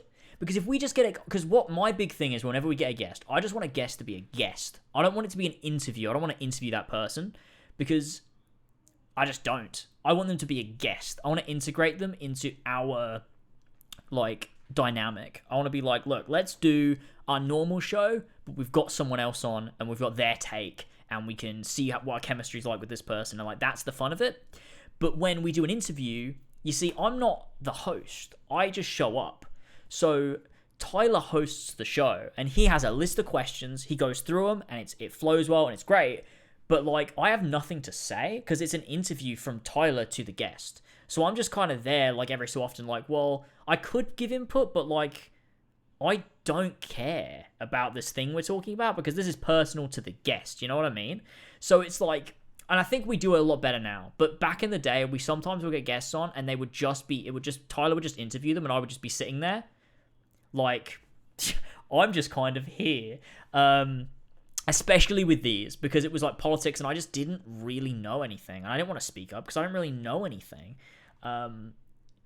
So it was weird. But like, when we get on like Robin, that's fucking so much fun. I kind of just run away with that, and it's great. And sometimes Tyler doesn't say anything for ages. Although when we had like Matty on, the Matty podcast was so good. I feel like we were all just like, it was just like this equal, really fun time. And we like got to know him as a person, and like Tyler brought up Australia because of course he did. And we talked about Ubisoft and all this other stuff, and it was just a good fun. And the other the first Colin one was like an interview, but the rest were really fun. I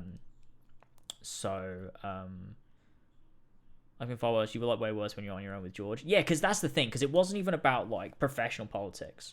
Mate Podcast 2 went. The last one of the year is going to be Matty. We're getting him on for the last episode of the year, the As Always Awards. So next podcast for As Always is going to be we're going to be sitting down. We're going to tier rank the whole MCU, but also we're going to come up with our nominations for As Always Awards. For like best show, best video game, best album, it'll be Post Malone, and whatever else it might be, best movie, all that stuff. And then final podcast of the year, we'll get Matthew on, we'll chat to him for a bit, we'll go through the As Always Awards. So like, we'll probably do like one award, then we'll do like a topic, then we'll do like another award, then a topic, and we'll just like flick back and forth between like going through those things, and we can like break it down with Matty as well and be like, okay, so these are the nominees, like what do you think about the nominees? I think it's gonna be a really fun episode. It's gonna be good. We've always had, since 2017, we've always had someone on the final podcast of the year, because we had like Brett and Aftermath on. We did Four Pillars, I think, one year. Another year we did Combros, that was last year, and now we're getting Matty on, so it's gonna be fun. So much. I'm such a piece of shit. No, drama's great. Best. No, drama's great. Don't feel bad. Oh, that's really funny. I'm looking at my DMs, and like, my DMs are really not even crazy. I got one to join the Illuminati. You said yes. What was that like? That is such a Tyler thing. Like, that's such a boomer thing. Epic Illuminati. Oh my god, this has become like the shit on Tyler stream, hasn't it? It's really scary. And then I have one. I don't really have any crazy ones. It's just a lot of people just some nice compliments. Nothing like on All Too Well. I fucking love it so much. I don't want to talk about it because I'll talk about it too much, but fuck, it's so good. Red, the new Red, Taylor's version is so good. The vault tracks are so fucking good. All Too Well, the 10-minute version is so good. It's so good, man. I love it. You know, nothing that's like, ew. Is it cringe? Is there anything cringe though? Is it like, oh my god, you're like the most special girl I've ever not met in my entire life, and I'm just in love with you. Can I have your hair? Like, is that what it's like? Anything like that? Let me look. This is, and I get most of my DMs on Twitter. My bad. Red was my Do you favorite album. respond to any of them? Like for ages. I fucking love No, Red. So like the fact that we got it re-released and Vault Tracks and a 10-minute version of All Too Well. Oh my god, it's so fucking good. It's so fucking good. It's incredible. It's incredible. I mean, there's a lot of fans of anything are weird though. Like, you know what I mean? Like fans of anything are like weird. Anything that's popular, there's like dumb fans of. It always happens. I hate fans of pretty much everything. I hate all fans. If you're a fan of one specific thing and only that thing, you're probably a fucking idiot. Like, look at AC fans, look at fucking anime fans, look at fucking K-pop fans, look at fucking MCU fans. Like, these people that are fans of just one fucking thing, usually they fucking suck. And they're just, like, really fucking annoying and obnoxious and toxic, and I hate that. But I fucking love Taylor Swift. I think she's great. I've been a big fan of her for a long time, so... I just think she's like, a lot of people don't know this. Like, I feel like the media portrays her as like just not what she is at all. She is so fucking funny. Like, she has perfect comedic timing. She's really witty. She's a very funny person. And a lot of people don't see that about her. She's just like this like angry girl who gets lots of boyfriends. Like, the media fucking sucks, but they portray her as just like something that she's just not. Like, she's a really intelligent, really funny person. And she's also an incredible songwriter too. Post Malone fans? Well, you don't get Post Malone fans at all in 2021. I've not seen a single one for a long time. I don't think they exist, to be honest with you. But I don't think it's on Taylor Swift. I don't think that's fair to say it's Taylor's fault that she has some crazy fans. I just don't think that's fair on the person. It's only one human being. And I think that, you know, when you have that many fans, like that many, it becomes so out of control. Like, when you're on the scale of, like, you know, a little bit smaller, you're like I'm trying to think, what kind of size can we, like, compare? I mean, if you compare it to, like, a John Mayer is he's like, you know, he's big, but, like, where he is now, he's, like, at this comfortable size where he's big, but, like, he's not Taylor Swift big, you know what I mean? But when you become a celebrity on that scale, when you're, like, a Taylor Swift or an Ariana Grande or something, like... I can't even imagine what that feels like, to be that famous that literally every human being on Earth probably knows who you are. Like, that's insane. And, like, I just can't imagine how you deal with that. When you have that many fans, and they're all individual people. Like, hundreds of millions of people, and they're all individual people. And everyone has an opinion on who you are, and who you should be. It's just crazy. I just can't imagine what that's like. Like, to have to deal with that on a daily basis. And I think Taylor Swift's done a good job. She's, I don't know, she's really confident in herself now, and I really like that. I, like, really appreciate that about her. I think she's, like, really confident with who she is, and, like, she doesn't give a shit, like, what the media wants to, like, say about her and stuff, and I don't know, I respect that. I think it's really cool to see. It's gotten to the point where I have so many now, tangent. I don't respond, and, like, immediate friends know to text me rather than on DMs, yeah. I just don't see them. So... Yeah, I mean, I'm not seeing any. When did she call her ex-boyfriend a beta cuck? A nice compliment, and I can't be mad at that because they're just being nice. Jamie, no. Yeah, I had. Like, I see some crazies just in your replies. Oh, like, yeah. Just push me away. Yeah, I mean that's fair. Yeah. That's fair. Yeah, like even just in the I can understand like if you weren't into it in the first, because I've been like a fan of Taylor Swift since I was 16, so it was when Red just came out. Because I remember I listened to Red on a plane. Because it was like, I was just going through music on a plane. It was like a 10-hour flight. And I was just going through music that they had on the plane. And Red was on there. And I was like, I've never really given Taylor Swift a chance or listened to any of her music. Other than like Love Story or Speak Now or whatever. So, like whatever they play on the radio. So I was like, I'll give it a chance and I'll listen to it. And I was like, this is fucking good. Like, I listened to Red and I was like, this is so fucking good. And, like, I went back and I listened to, like, all of her other stuff, like Fearless and Speak Now, and I was like, this is so great. And I was just a big fan ever since. So it's just one of those things that's, like, super nostalgic for me, too. Because, yeah, it's been, like, 8 years? Yeah. Nearly 9 years. She's really good. She's just a really good songwriter. Like, oh my god... You're the most beautiful woman in the world, which is lovely to say. Obviously, like, very nice. Before, listen to Folklore, because like Red is probably my favorite. But listen to Folklore. Folklore is so good. I feel like that's the kind of like if if you've heard Taylor Swift on the radio before and like you don't know if you like her or whatever, like listen to Folklore and you'll be like, oh wow, I didn't know she was like she did this. Like it's really good. So bro, you cuck. Like what else? Oh, Tyler calls it a cuck. It's so What? funny though, because people think that being a cuck is like, I don't know why some guys think that being a cuck is what will make a girl like attracted to you. It's like I just rid myself of one cuck. Why would I want to be with another? Oh, well, that's not I mature or know, professional, I is it? know, it's like. Oh. It's like, it's true though. Like that's no shade, no tea, but it's like, you know, I'm being serious. It's like I don't. How is she right wing? She sounds like a fucking like liberal fucking California girl. Like, doesn't she? She does not sound like she's a, you know, right wing fucking conservative. Alpha males only, and I have Other than the I'm beta cuck surrounded by really nice friends of mine, and many are alpha men. So I'll keep saying that. Like I'm sure you. Hang on, let's roll that back. Nice friends of mine, and many are alpha men. So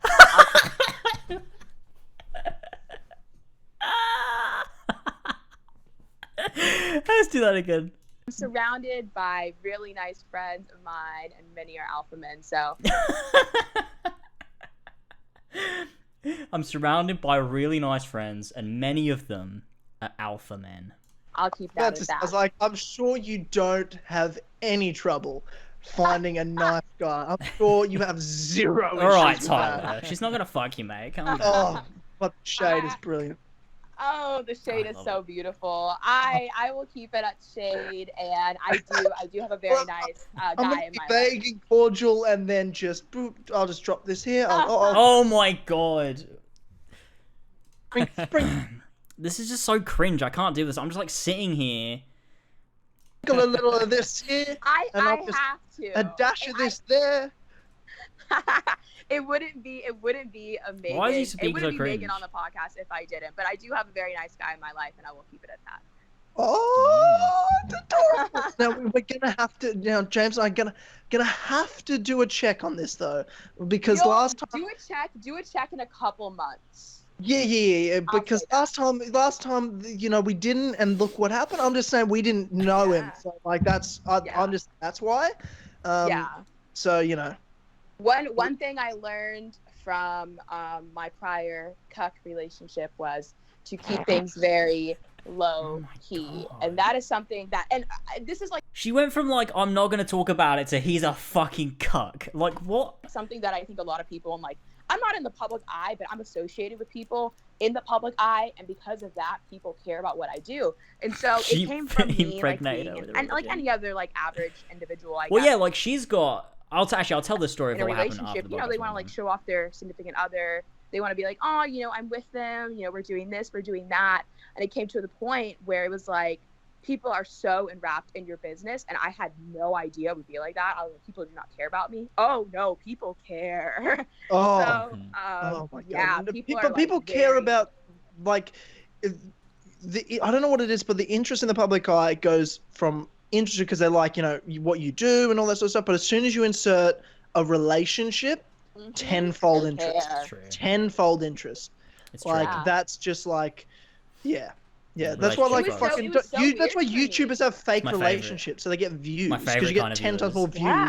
if you've Yeah. got like a girlfriend or a boyfriend I or know something with everything some about like James James has been in a fake relationship last 4.5 years because views. 4.5 just years. because views. Really? Because That- once in a that's all while it is. he'll That's like, a long I time get ago. a flyer over from Ireland, and then we'll do a video together unboxing stuff, and people are like, oh my god, it's the business girlfriend. investment. Yeah. A business investment. Smart, genius business investment. Exactly. Yeah, no, but like people like really like, I totally see why they fake it and stuff, because oh my gosh, like the amount of people that care, and like that's definitely my fault for making it so public, and like I will never ever do that again, ever. Just because it really just becomes a little bit like It's the best thing just ever. annoying, It's honestly. the greatest thing ever. I And can't imagine how you wouldn't love yeah, it. but I like just love the attention. I will firmly keep things low And I don't key. like So attention. check I just mean in online attention. maybe in a 'cause it's couple not real. months, and maybe I'll But be it able to translates tell to some more money. tea on that. But Yeah, some more tea. Yeah, spill a little more tea. Did Tyler just say spin a little more tea? Like, some more tea on that, but yeah, some more tea. Yeah, spill a little more tea. Oh, can we have that as a fucking someone clip that. Hang on, wait a minute. I'll play it again. We'll just have some more tea on that, but yeah, some more tea. Yeah, spill a little more tea. I'll spill a little there bit we more, go. but I Someone have to clip keep that. it very vague right now. No, of course, keep it vague. Do what you gotta do, but like, just sprinkle some shade on it. That's all. Sprinkle some shade on it. Tyler, shut up. Oh, that's so fucking funny, though. That's so funny. This is the worst podcast we've ever done. Oh, he's such a cuck. I know. And it's like, I'm not even being mean. I'm not even being mean. What is that? But like, what for you? Because you had your whole. You're at war with cucks and whores. I know. What did he just say? I'm at war. What for you represents a cuck? Because there's cucks come in all shapes and sizes. You see. Oh yeah. What's the borderline? Where are we crossing the line here between? Well, for me, it was really about being blinded, and it's like now I see. It's like I really try to overlook some like cuckish qualities for the sake of just it's like not the big of a deal, whatever. And now I'm just like, oh my gosh, Megan, never do that again. Jesus. But the qualities such as, and this is like very broad. This is like not even attacking him. Like it. Very different, but just in general, I would say just, like, not being feminine direct. urge to buy land. The feminine urge to buy land. I can't believe she's still like batshit crazy. The feminine urge to buy land in a small traditional Christian community with my family and befriend other like-minded families who also take joy in their God-given roles and raise our children in the ways of the Lord. She's lost it, man. She's fucking lost it. Having to chase after someone and not have someone, mutually want to. Is this how Tyler flirts? If he does, I have no idea how he's ever been with a woman. This is you as well. I would say just terrible. Always really is that a cut? This is not loose game, all right? This is not loose game, fellas. This is tight game. Though, or is that just like asshole? It depends how you're using cuck, though. I'm using cuck like in a very like modern term, as in like someone who can be very passive, someone who won't really like speak up, someone who won't speak their mind. They try to beat around the bush. I'm using not it straightforward. in that sense. They're very not straightforward, very like and just also, doesn't like, say it is, someone who doesn't sugarcoat shit, you know what I mean? The douchebag qualities are like on the side. It's not really has to do with cuck, but I would say those are like what I'm talking about. Well, we talked about this last podcast with the dating culture stuff. Like, it's all games and it's all someone sends you a message, I can't respond for 2 hours. Like I can't respond straight away. That looks too interested. I can't look too interested. Oh, so this is Tyler before he hit his wholesome phase when he's like playing games. Hey man, you gotta play games with girls. You gotta keep them keen, man. Right? You gotta fucking treat them mean, keep them keen. That's my fucking catchphrase. That's what you gotta do. You gotta keep the women interested by fucking treating them like shit. That's how it fucking works, man. God, he's a changed man. It's like, that's not how it's weird. Supposed to work. Yeah, but okay. Yeah. Yeah, it's like very weird. We did talk about that. I actually sent that to my friend, and I was like, "Oh my gosh, like listen to everything like we were talking about." But yeah, no, I would say I have leaned a little bit away from the traditional stuff. You guys will be very happy because all of my friends are. They're like, "Megan, sweetie, what the fuck were you doing?" Yeah. Well, okay. What do you mean? What do you mean? I definitely leaned away. I was kind of like very enwrapped in like this very traditionalist like culture. Yeah. Not culture, but like mentality, I would say, especially specifically this involving definitely like, some good things. Definitely some good things, but also yeah. I think it's definitely too much for thinking about like dating. I think it's more things that you need to think about when you're like when you're close to marriage. Or so are you talking about like why would you date someone unless you're going to like, first date? You should be talking about like, do you want kids? Yeah. I remember that. She said that last podcast, didn't she? The one before this, she talked about like whenever like first date, you talk about like how many kids do you want to have, like what do you think about like when do you want to get married, stuff like that. You should talk about that on the first date because you want to like the point of dating is like build a family for God or whatever. I don't know. Hey man, you gotta treat them man and keep them keen, man. Oh, you think you're gonna sleep with a girl and see her on a second date? No, bro, you're gonna block her, man. You don't tell her your surname. You wob, and then you leave first thing in the morning. That is classic Tyler. Oh my god, this is so. My gosh, I can't believe I said that. So embarrassing. I mean, when you said that, I'm like.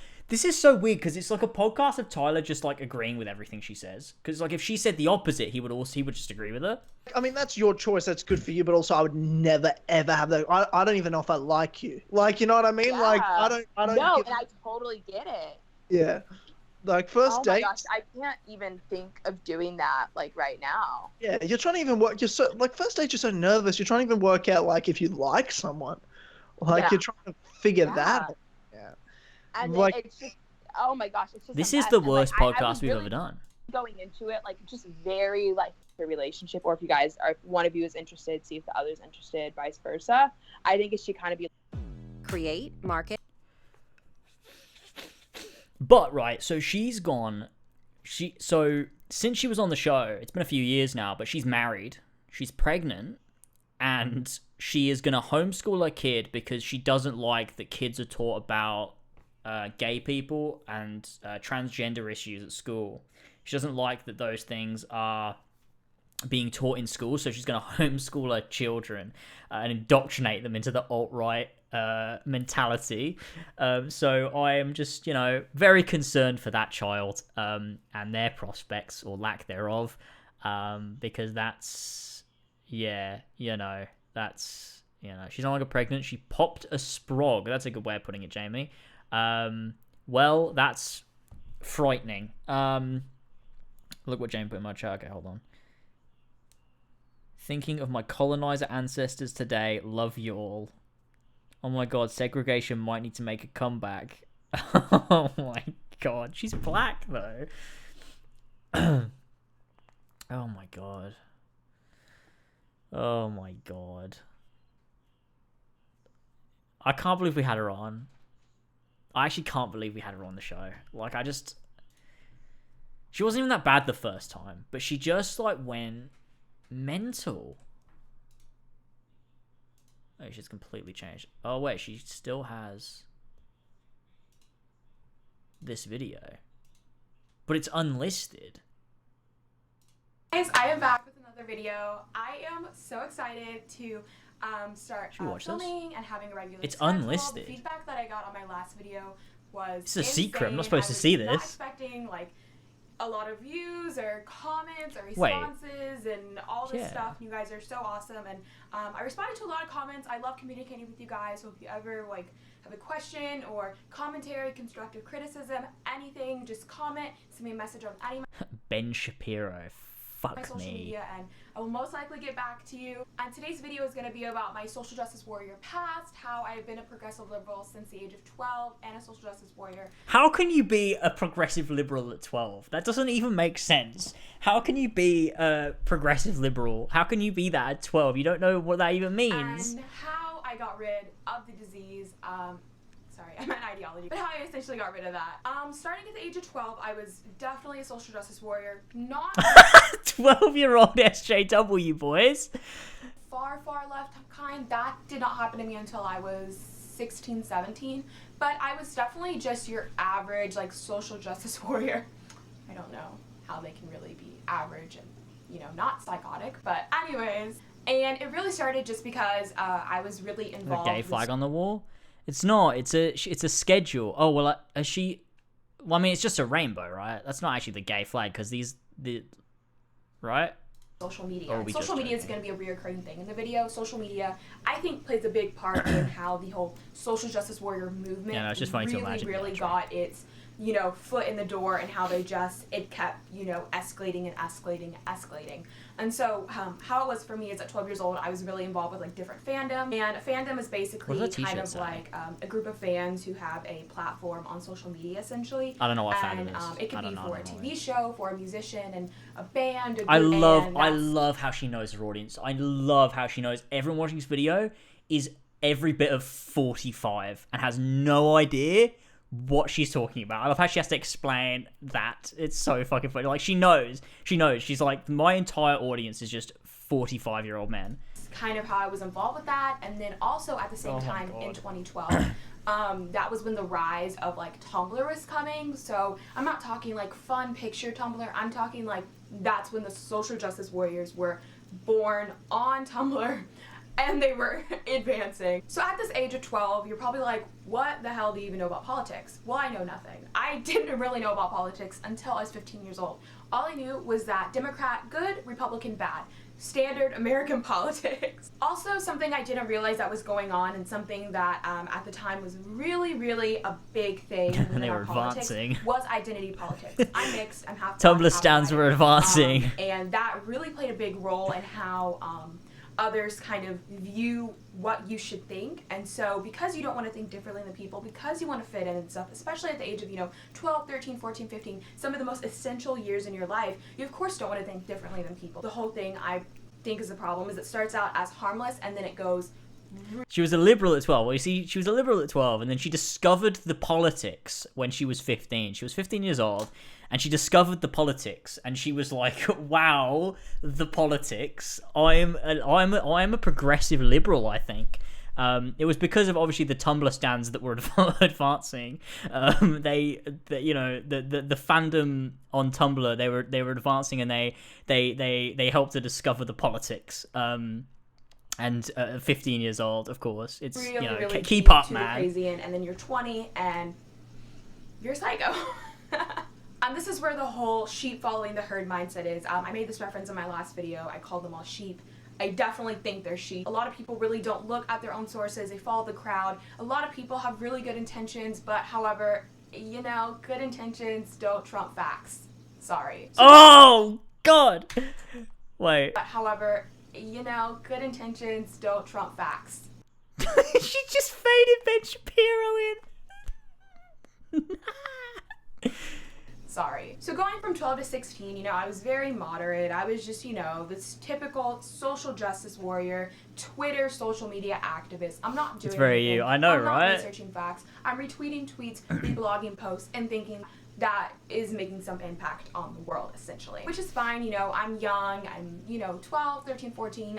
It's okay, but then there comes a time where you gotta start critically thinking, and that's something that doesn't happen. At 15 years old, you gotta start critically thinking about the politics, Justice Warrior, alright? progressive liberal movement, they don't start critically thinking, they just cry. At this time, going from those years, I was, hashtag Black Lives Matter, I was hashtag feminism is for equality, you piece of shit, hashtag Republicans go to hell, so by the time I was you're a 17, black woman. I was it makes sense, going through a right? religious Like, what? experience. I joined a church. I've never been religious in my life, and it was, fairly conservative. I was like, what the fuck? Everything that I held so close to me and valued so much was being challenged. It wasn't really being challenged by facts, it was being challenged by the Bible, but it was still being challenged. Wait, you're trying to say the Bible's not facts? But what about when I want to buy my land and entice other families to come and live with their God-given gender norms or whatever? Nonetheless, The I fuck? remember one day we went over why Are we not going to pro-life live is something that under is the so facts valued of the by Bible? In the Bible, it says that God picks, the child in the womb. There's like this whole lecture on it, and I was pro-choice at the time, literally sitting there and watching. Oh, thanks for the bits there, Jesse Hoover. Can you entirely have Riley Reid as a guest star? It'd be hilarious shitfest. I mean, it would be amazing. It's never gonna happen, but it would be amazing when we get her on Clubhouse. That's what we do, and we would ask her about Bullsack 47.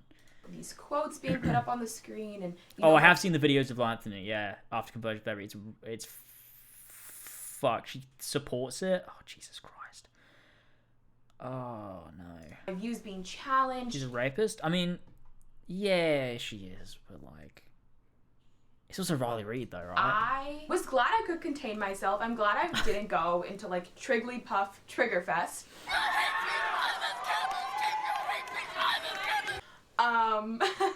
But I was just so not used to it. My views had never been challenged because I only surrounded myself by people Epic Trigger feminist, anyone yeah. who didn't think like You got to use the crazy ones, and then that means that the whole left is bad. You show one clip of a crazy person, and then that's the left wing's just bad. Everyone's bad. They're just crazy bad people because of one clip.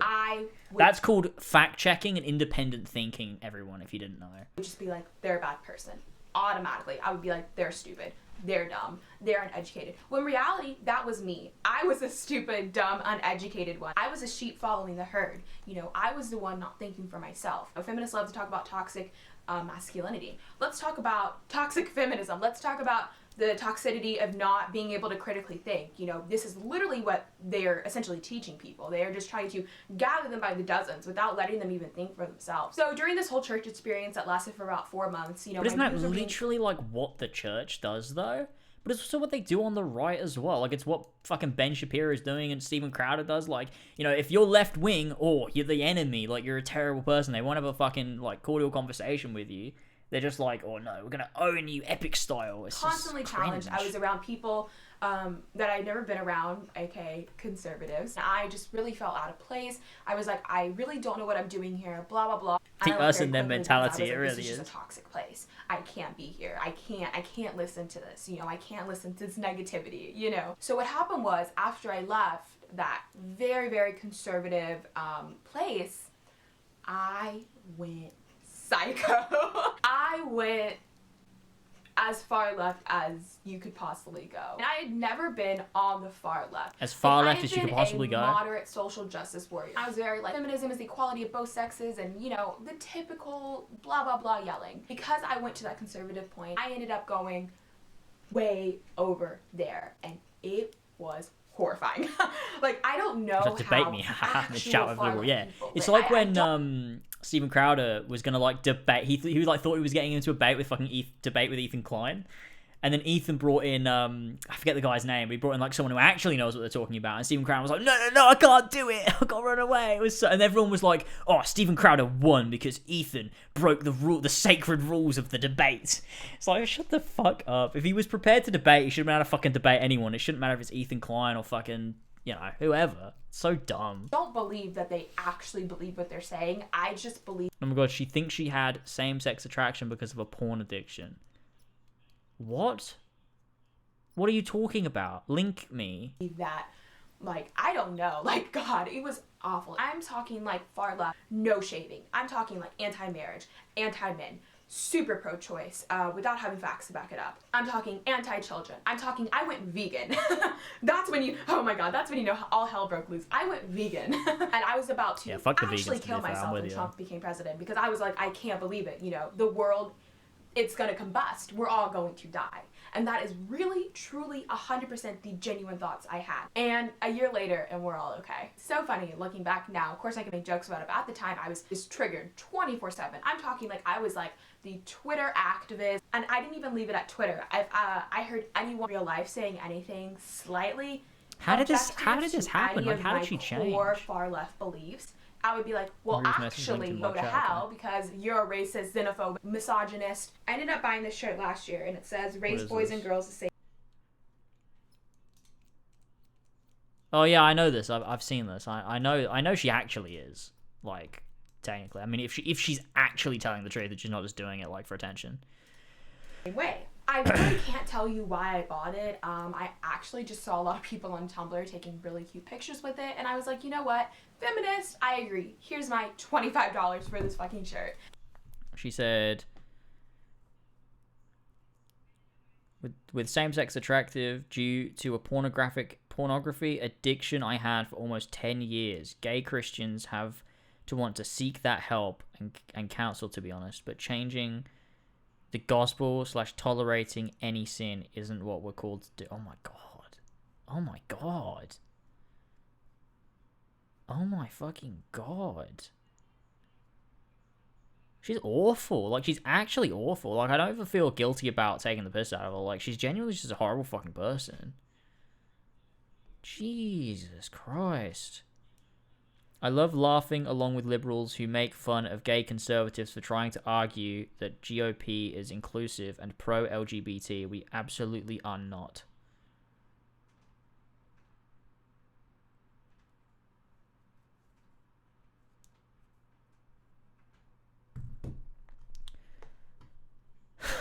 What the fuck? During this time as well, I actually wrote an essay for my speech class. Well, she's called MLK hater. What the fuck? Free speech. So embarrassed. Like, that's embarrassing to look back and see how I'm literally condemning things to look free speech. We'll say racism, bigotry, prejudice, and discrimination are concepts that people manipulate and abuse under the right of freedom of expression.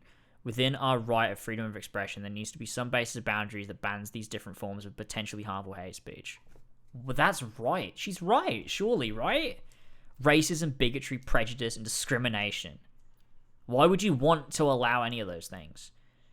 You have the freedom of speech, but not the freedom of consequence. If you're a racist piece of shit, there should be consequences for that in a society that wants equality. What the fuck? Like, I just don't understand.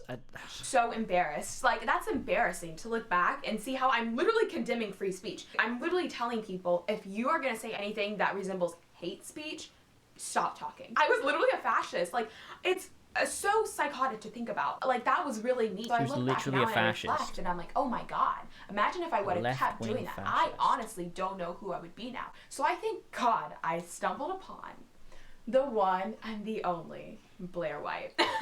So what she's gonna say happened Ben was Shapiro Shane Dawson then? had Blair White on his podcast, I think in December or January. Oh, it's Shane Dawson's fault. Of course, it's 2016, Shane 2017. Dawson's fault. And I was listening to It it. always Everyone was is. protesting it. Everyone was so I mad bet at Shane she's dragging fucked her on, cat too all after this that stuff. fucking porn and I addiction. listened to every single one of his podcasts religiously. So I don't know what that means. I still listened, and I couldn't believe what she was saying. And I couldn't Fornication believe she with made your videos. cat would They stop like consisted half of society's feminism is problems. pointless. Gender is not a social construct. Trans retarded. Tumblr vomit. MTV hates white people. Fat acceptance is Oh my stupid. God, There fucking are only right-wing two genders. pundits. And the Ugh. list goes Ugh. on and on. And I was just in complete shock. I was like, how does a transgender person think like this? Because of the identity politics that I would normally play. Oh, I She's hate this, and this. She doesn't fit in this box. How does that work? I couldn't fathom it. That's what is the problem with so many social justice warriors. They can't fathom anyone thinking outside of the box that they have placed them in. Feminists and social justice warriors, they hate gender roles, but they have these assigned identity roles for these people. Then it escalated on She thought from she Blair did something White. I there, stumbled didn't she? upon Shoe on Head's videos, aka June. I love her. And I she do was a like lot Shoe. more better for me because she was lot still more better. on the left. She was still a liberal. And I could really understand what she was saying without, getting like triggered and be like, oh my god, I can't believe this. And I was really able to understand her. But it's not even a little more, because politics at the thing. time, It's I like just- it's like they point out these crazy people. Like they point out these fucking crazy people, and like that's what these fucking right wingers do. It's what your Stephen Crowders do. Your fucking Ben Shapiro's. They'll point out these crazy people that are like on the left, and they'll be like, oh, look how crazy this person is. And like, you can agree, yeah, they're crazy. And then what they do is they go, oh, well, that means you're right wing if you agree with me. And so you think in your head, you're like, oh shit, yeah, I am. I'm conservative because I don't agree with these left wing people. They're like, look at this crazy person. That's the left. You don't want to be them. They're crazy. Join us. We're the ones who think properly about this. We don't agree with this crazy person. And so then you start to disagree with every left wing ideal because you think left equals crazy because that's what these people have made you think because they sound intelligent. And so like you like it's not actually you're not like they're not putting themselves up against like gamer. Thank you so much for the gifted sub. They're not putting themselves up against like actual like left wing ideas. They're like putting themselves up against crazy people, right? And they're just like saying that is the left. That's the left. Just trust me. That's the whole left. And it's so. And then they like trick you into becoming right wing.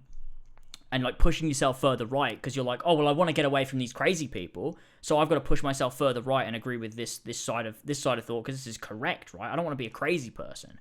It's just so dumb. It's just like just completely strong. I couldn't fathom Blair White, and then it escalated onto Lauren Southern. And Lauren Southern, God, I love Lauren. From then on out, I started listening to Blair. I started listening to Shoe, Lauren. It escalated to Dave Rubin. Oh no.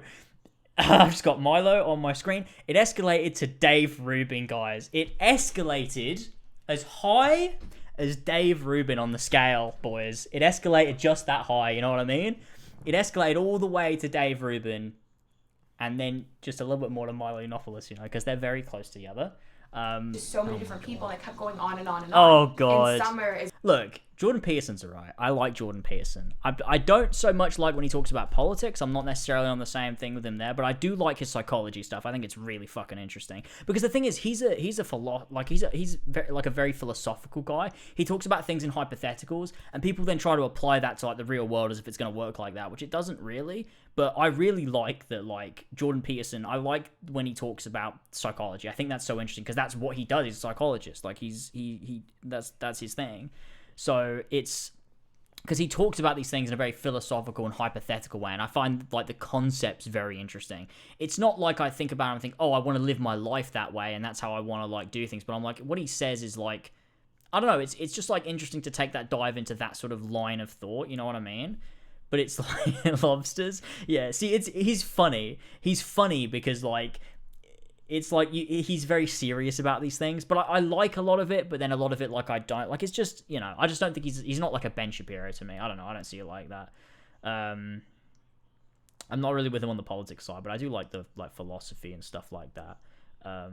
But I, like, someone else that I've, like, come to, like, not really be a huge fan of recently is, like, Joe Rogan. I think Joe Rogan's a bit of a fucking idiot. Like, that, when he had that fucking girl on, to talk about being from like North Korea. I don't know how many people listen to that podcast, but he had this girl on, this woman on to talk about she escaped North Korea, like a while ago, and it was very interesting and it was very eye opening. But then they just started talking about SJWs, and I was like, wait, what is going on? And she started talking about it too. And it came to my attention. I like realized, I'm like, wait, is she just using her background in North Korea to push these weird right-wing talking points? Is that what she's doing here? Because that seems like what she's doing, right? Like, she's written a book about what it's like to like for like these people to be overly offended when I came from North Korea, and it's like saying like, oh, well, it's not okay to be offended by anything because I had to live in North Korea and that was bad. And, like, the way that North Korea, like, silence people is exactly what's happening here. And it's like, oh, what's happening? And it's really weird. Joe Rogan is really odd. I think he's really good at talking and he's really good at interviewing. And, like, he's good at that stuff. But he is, like, batshit crazy, I think. Like, I just think he's been, like, twisted, like, by all these people he's interviewed. And, like, it's weird to me because, like, I don't know. It's like he was, like, in that group with that, like, when they linked them all together, like, Dave Rubin, Joe Rogan, Ben Shapiro, Steven Crowder, Jordan Peterson. I don't know if Steven Crowder was one of them, but it was really weird. And it's just so odd, like... Oh, it's just such an odd line of thought, isn't it? Oh, I don't know. Is when I really considered where I stand politically and like, hey, Megan, sweetie, you gotta stop. Like, you're seeing these facts, you're hearing people, you've got out of your echo chamber basically. I didn't want to listen to these people, but the more I started facing reality, the more I realized that I couldn't back up main core beliefs that I, you know... The intellectual dark web, yeah. I remember him talking about that with with Jordan Peterson.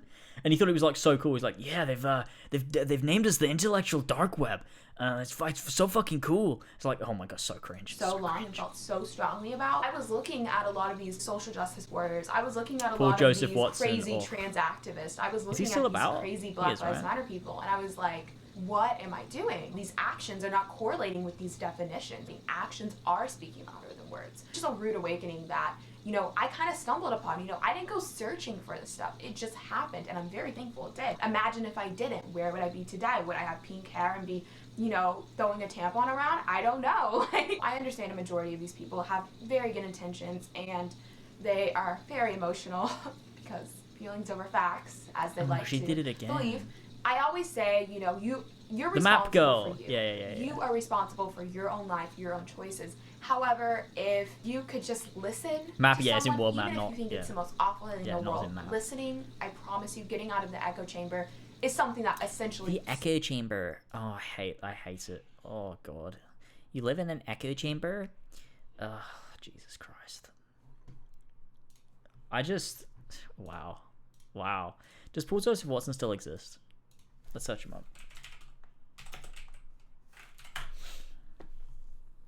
Oh, he does. He's still uploading. Still uploads, and he still gets a shit ton of views. A shit ton.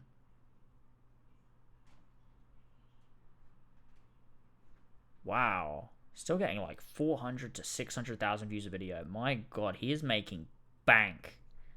Like, he is making a lot of money. Holy fuck. Oh, I did see the guy who said that men have turned to crime. Can we find that? Where is that? That's so fucking funny. I think I retweeted something that was like linked to it, and it made me laugh so fucking much.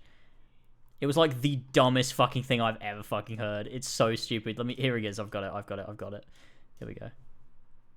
Here you go. This fucking guy. Everywhere, not at least within the cultural sphere, there seems to be a call from a tiny yet very vocal minority that every male character or good role model must have a female replacement. One only needs to look at the discussion surrounding who will play the next James Bond. And it's not just James Bond. Yeah. In recent years, we have seen Doctor Who, Ghostbusters, Luke Skywalker, The Equalizer, all replaced by women. And men are left. Luke Skywalker in the last... That's why people hate it, really. Because Luke Skywalker in The Last Jedi was not actually played by Mark Hamill. He was played by a woman. It was a really odd choice of casting. With the craze and Tommy Shelby. Tommy Shelby! Shelby. Is there all replaced by women? And men are left with the craze and Tommy Shelby. Is there any wonder we are seeing so many... Tommy Shelby is the cause of crime in the UK. Because the Doctor was replaced by a woman, and obviously men can't look up to women. You can't look up to a woman. It does not work like that. You'd be a beta cuck. We're left with Tommy Shelby. And I'm going to be honest, I do look up to Tommy Shelby because he's on that grind. He understands what it's like to be a Sigma male. So I do look up to him. I do actually understand where he's coming from on that one, to be honest with you. Oh my god, this is so ridiculous. This is so fucking ridiculous. I love this. Do crimes is my favorite thing. Oh my god. This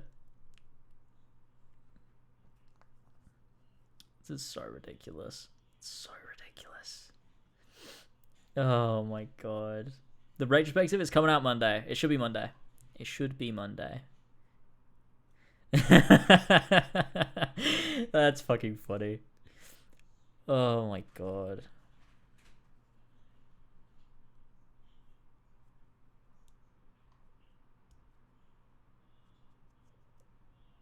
Oh my god. It's so ridiculous. Why are people so fucking stupid? Like, why are people just dumb as fuck? Oh my god. Oh my god.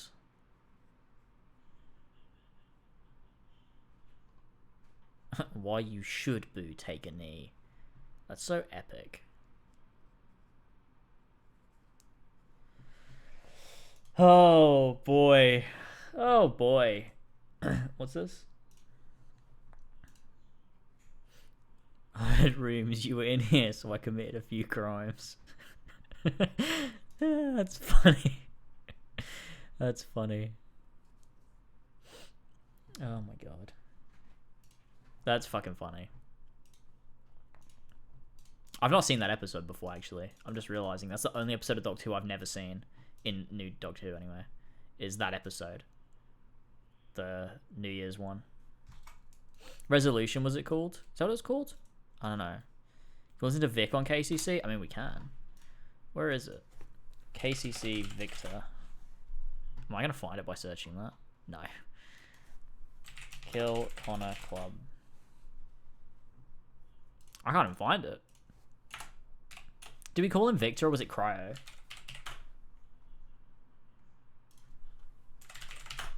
Cryomaniac? Oh yeah, here we go. It was this one that was the bad one, right? Hallelujah. Hallelujah.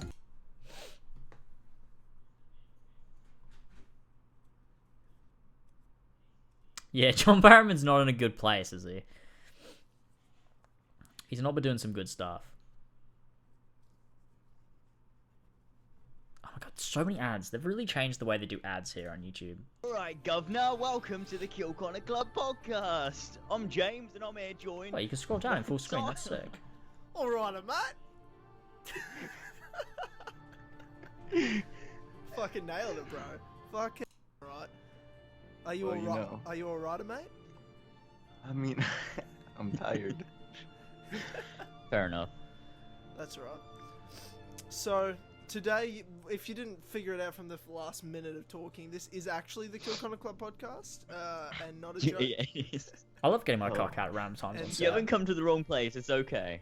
You're in the right place. It says episode 31. These were the good old days, Kill man. Connor Club, and then AC Empire confirmed, proof, hashtag confirmed, hashtag evidence, hashtag for sure, and 100%. For sure. And, but of course. Perfect.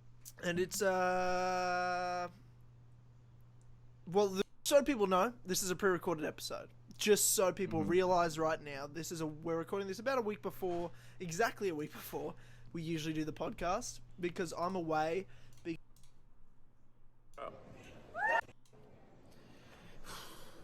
Nobody showed up. No matter what you say or what you do, they still love me! Oh my god. Wait, like, so he's well aware of, like, what he's done. But he's, like, just laughing about, like, he's crazy. I'm going home to see my parents and friends and family, because it's my 21st birthday. So wow, this was that's a long time happening. ago. So if anything happens in the next 7 days, we will not be talking about that stuff. Everything we talk about. Oh, that's depressing. Yeah. What if something really good happens? Well, the answer to your question... Why don't I used to talk like this all the time? You know what I mean? It was already announced. Nothing more could get announced. Like, at least... Empire. It's gonna come out. Yeah, it's gonna come out. Like, it's just gonna come out. It's gonna be released in the next 7 days. It's like when Nick goes, Empire comes out in like August when we were doing his podcast, and we're like, oh, so it's already out. And he's like, yep. Top 5 moments in AC Empire. Oh, that's fantastic. The short accent, you betrayed your roots. So, well, yeah, I mean, they weren't really my roots, were they? I kind of sound like Walsh. Talking about when this has been released and everything. People keep asking me, when are these live? When can we watch them?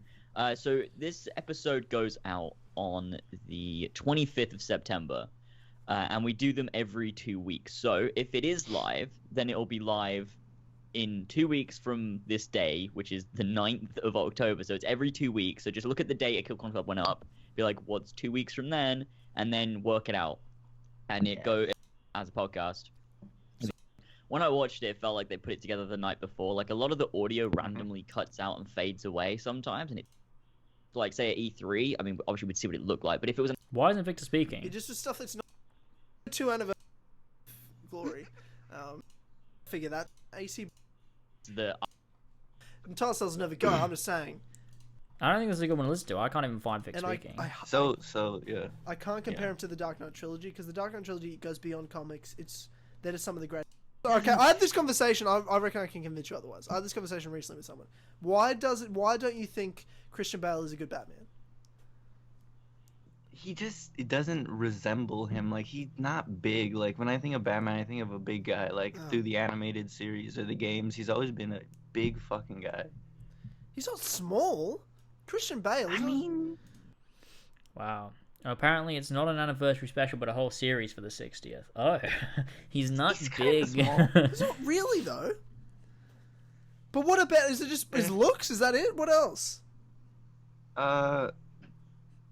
They never get into him being a detective. Okay, I had this conversation with someone recently. So, this is why I think Christian Bale's the greatest Bruce Wayne and the greatest Batman. And people go to me... He sucked as Bruce Wayne. He was just a real prick when he was being Bruce Wayne. And then he's Batman. He's kind of cool, but he's not being that detective-y. I'm like, well, okay, first of all, you go watch The Dark Knight right now. Those are the greatest Bruce Wayne scenes of all time. I just don't care. Like, yeah, I agree. I just don't care about Tyler trying to convince Victor. And I think it's just one of those cool features that you don't have to necessarily do if you don't. Yeah, you know this, right? That the Americans were actually badass enough to say no to slavery. Like, yeah. How to spit my beer everywhere. Can I link a vid? Yeah, sure, go for it. Someone permit it. This wasn't a guest we decided to have on. It's a Patreon episode. See? It's a little Patreon logo. We used to have patrons on Kill Connor Club. So we had Victor on. We had the Creed on, and that was it. Because we stopped doing it because we realized it was a terrible idea. So there you go. Alright, what's this? Because democracy basically means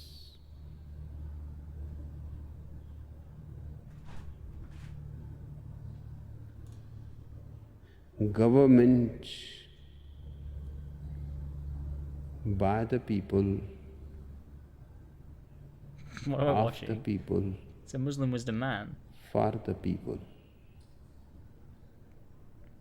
but the people are retarded. That's funny. I saw it coming though, because it was in the title. They shouldn't have put it in the title. Can we find the one where we react to Desmond's son? I think it's in the playlist, actually.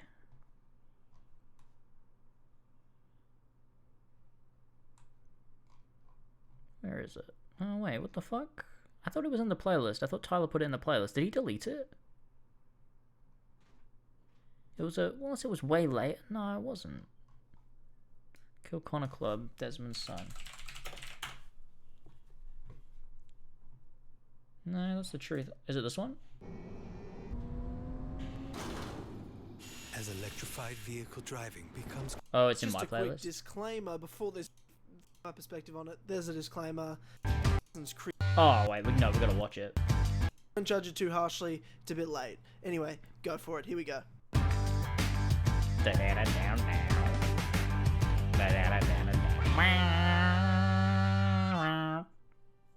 Hey guys, it is Tyler here, back once again with another Assassin's Creed video.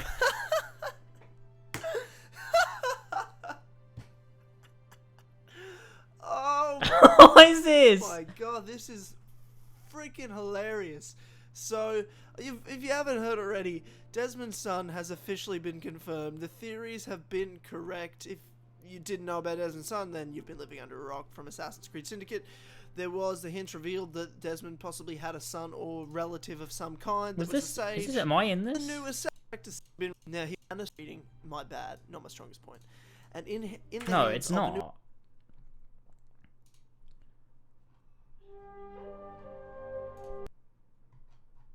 Let me try and find it. Where's the one we did? Yeah, no, it's not. Oh, there it is. This one. Okay, cool. So we've never done one like this because this isn't a Kill Connor. I don't know why Tyler just put like it up. a news video, but we had to talk about this. I can't believe this. I actually can't believe this was an era of our lives where Desmond was revealed to have a son in the comics, and I woke Tyler up in the middle of the night, and we jumped on a fucking Skype call to discuss it there and then, because that was like our priority for some fucking reason. That's mental. Get it all out. Like You've woken me up. So I'm up. Worth it. And so worth it. Desmond has a son? What the fuck? What the I know. So who would have thought? Dr. Ord will send it to you, I'm guessing. Oh my god, Dr. Ordor. I assume. Yes. He said, "Yep." He said, well, he didn't send it to me. He told me about it basically. He made me aware. He was like, because he spent the whole night collecting these Helix rifts because it's all he needed, and he finally collected them. And obviously, he listened to this piece of intel. Yep. And then he just kind of just spammed me on Twitter, and I was like, okay, I'll go listen to it. I wasn't really thinking. I don't know what I thought could have come out of it, and then I listened to it, and your mind exploded. And I was like, oh my. I can't believe like we were genuinely hyped. Like we were genuinely hyped. Like we were like, yeah, this is actually so hype. Intel, isn't it a piece of intel? Like it's so weird how hyped we were. Like we were genuinely like excited. We were like, this is so cool. It's so weird. Remember the one where you theorized about Desmond's son and the Shroud of Eden and Desmond coming back to life for about an hour and a half, and then it didn't happen. True, but Desmond did come back, so you know. There is that. Fucking shit. Because as soon as they said, like, we've got a stage, and he was like, listen, like, because the woman's like, listen to, like, this, like, the lineage. Like, it's so weird, because AC was so shit, though. Like, it was at a point where, like, it just was shit. I guess we just hadn't realized. Like, I guess we'd not realized at that point, like, oh, it's bad now. Like, they don't get it. We were just, like, I don't know. I don't know what we thought. I don't know why we thought, like, this would go anywhere, or would be relevant, or, like, could be good. Like, I don't know why we had, like, any hope. It's just so weird that, like, we were at this point where, like, we had hope that, like, oh, the modern day might be really good next time, and, like, they might be leading into something. It's like, why did we think that? I don't know why we thought that. It's so weird.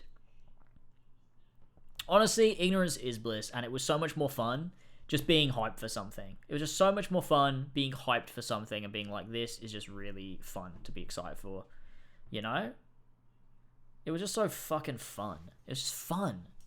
and he goes through it all, and like he reads off, like, you know, like Connor's time period, like the Ottoman Empire, Italian Renaissance, Everything and that both, everything like, that was holy shit. in Black Flag, when you go to actual Desmond's DNA, they've just read off all of the bloodlines from there. Which right now, in this video, I'll put the intel right now. The intel. Isabel, what brings you here? Oh, it's because it's called came to Assassin vote, Intel. actually. Look at this I data. remember this. A sage. A sage. Check his patrilineal line. Let's see. Patrilineal line. 19th century American Midwest. 18th century American Revolution. 16th century Ottoman Empire. 15th century Italian Renaissance. Oh my god. You don't mean... Yeah. The best... But they're not saying ancestor names there. It's so odd. Like, they're just saying time periods. Like, yeah, it could be anyone in that time period. Why is it so, like, special to you? Have you not seen, like, a million people from the Ottoman Empire? His mother ancestors? just walked him into one of your new clinics in New York City. I'd really like to strip him for parts like we did with Subject 17. Oh, no, you don't. You had your chance with the Shroud. This asset is mine, and I won't be a party to the needless mutilation of a 10-year-old boy. It's inhumane. So what do you plan to do with him? Given his unique lineage, I think we should put him into an animus for the next 50 years. Think of the data we could extract. That's terribly old-fashioned. In any... That makes no sense. They literally have Desmond's DNA. Like, they literally... Why am I even talking about this? Is Syndicate. This is 6-year-old shit. But, like, why are they even talking about this? Like, this doesn't even make sense. Because, like, they have Desmond's DNA. They literally have the exact DNA they're, like, so excited about with this kid. They literally... They fucking have it. Just explore that. You have it. You fucking have it. Why do you need the kid? It doesn't make any sense. We should send Sigma team to recover him. No.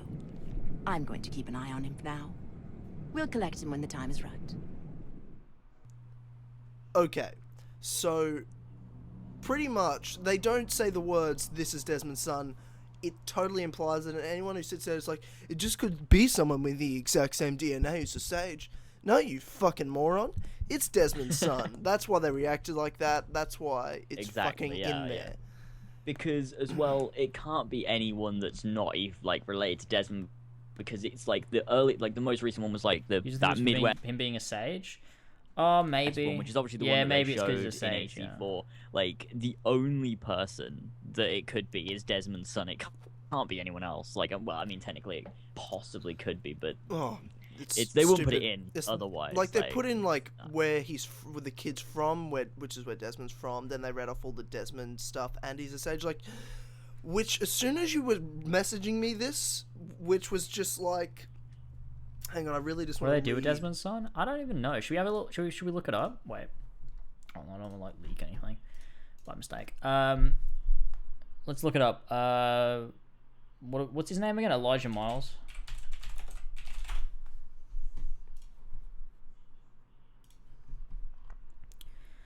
Okay, let's have a look. Does why run away from his assassin family and settled in New York City? Wait, he had an assassin family? Oh, no, that's talking about Desmond, okay. 2012, Elijah was cryptically mentioned by Claycus Marek to his unknowing father, Desmond. Oh, yeah, I guess. I don't think that's what that was about, though. In October 2015, Elijah's mother brought him to an Abstergo clinic in New York. Was kidnapped the boy. Juno's post the boy. Later that year, following Juno's ascendancy to leadership of the Instruments of the First World, Violet DaCosta sent Richmond to kidnap Elijah and bring the latest avatar of Juno's beloved Aita to her. Oh, this is so boring. Betraying Juno, ultimately Violet's fears were proven right when Elijah took his revenge on his mother's murderers. His mother died, stabbing Richmond with a screwdriver and helping Charlotte to kill Juno. Yeah, because they killed Juno.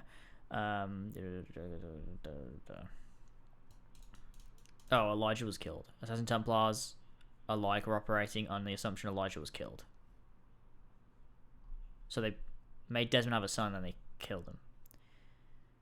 And Juno. Yeah, alright. Yeah, no, that sounds like it. Sounds like Ubisoft, yeah. That sounds like Ubisoft. Yeah, that's terrific. That's really, truly terrific. Assassin's Creed's so good. Oh my god. I'm such a big fan of Assassin's Creed. Oh my god. Blimey. Alright, it's getting late. I've been streaming for 3.5 hours. I did not mean to go for this long, but I reckon I'm going to wrap shit up. I'll see you on Sunday. I'm going to take some time off tomorrow. I'm going to work on some some stuff with regards to. I'm gonna finalize the Revelations retrospective. That should go up Monday. But for now, we will leave. I will see you Sunday. Well, let's raid Dragon because she is streaming crab game. Let's give her a raid because we've got a decent amount of people. Go over and show some support. She's a sweet gamer lass. We like Dragon. She's cool. And hopefully, yeah, we'll try to do some Halo sometime. But I'll see you guys Sunday. We will be doing on Sunday the Advent Calendar stream, getting all that prepped, getting all that sorted.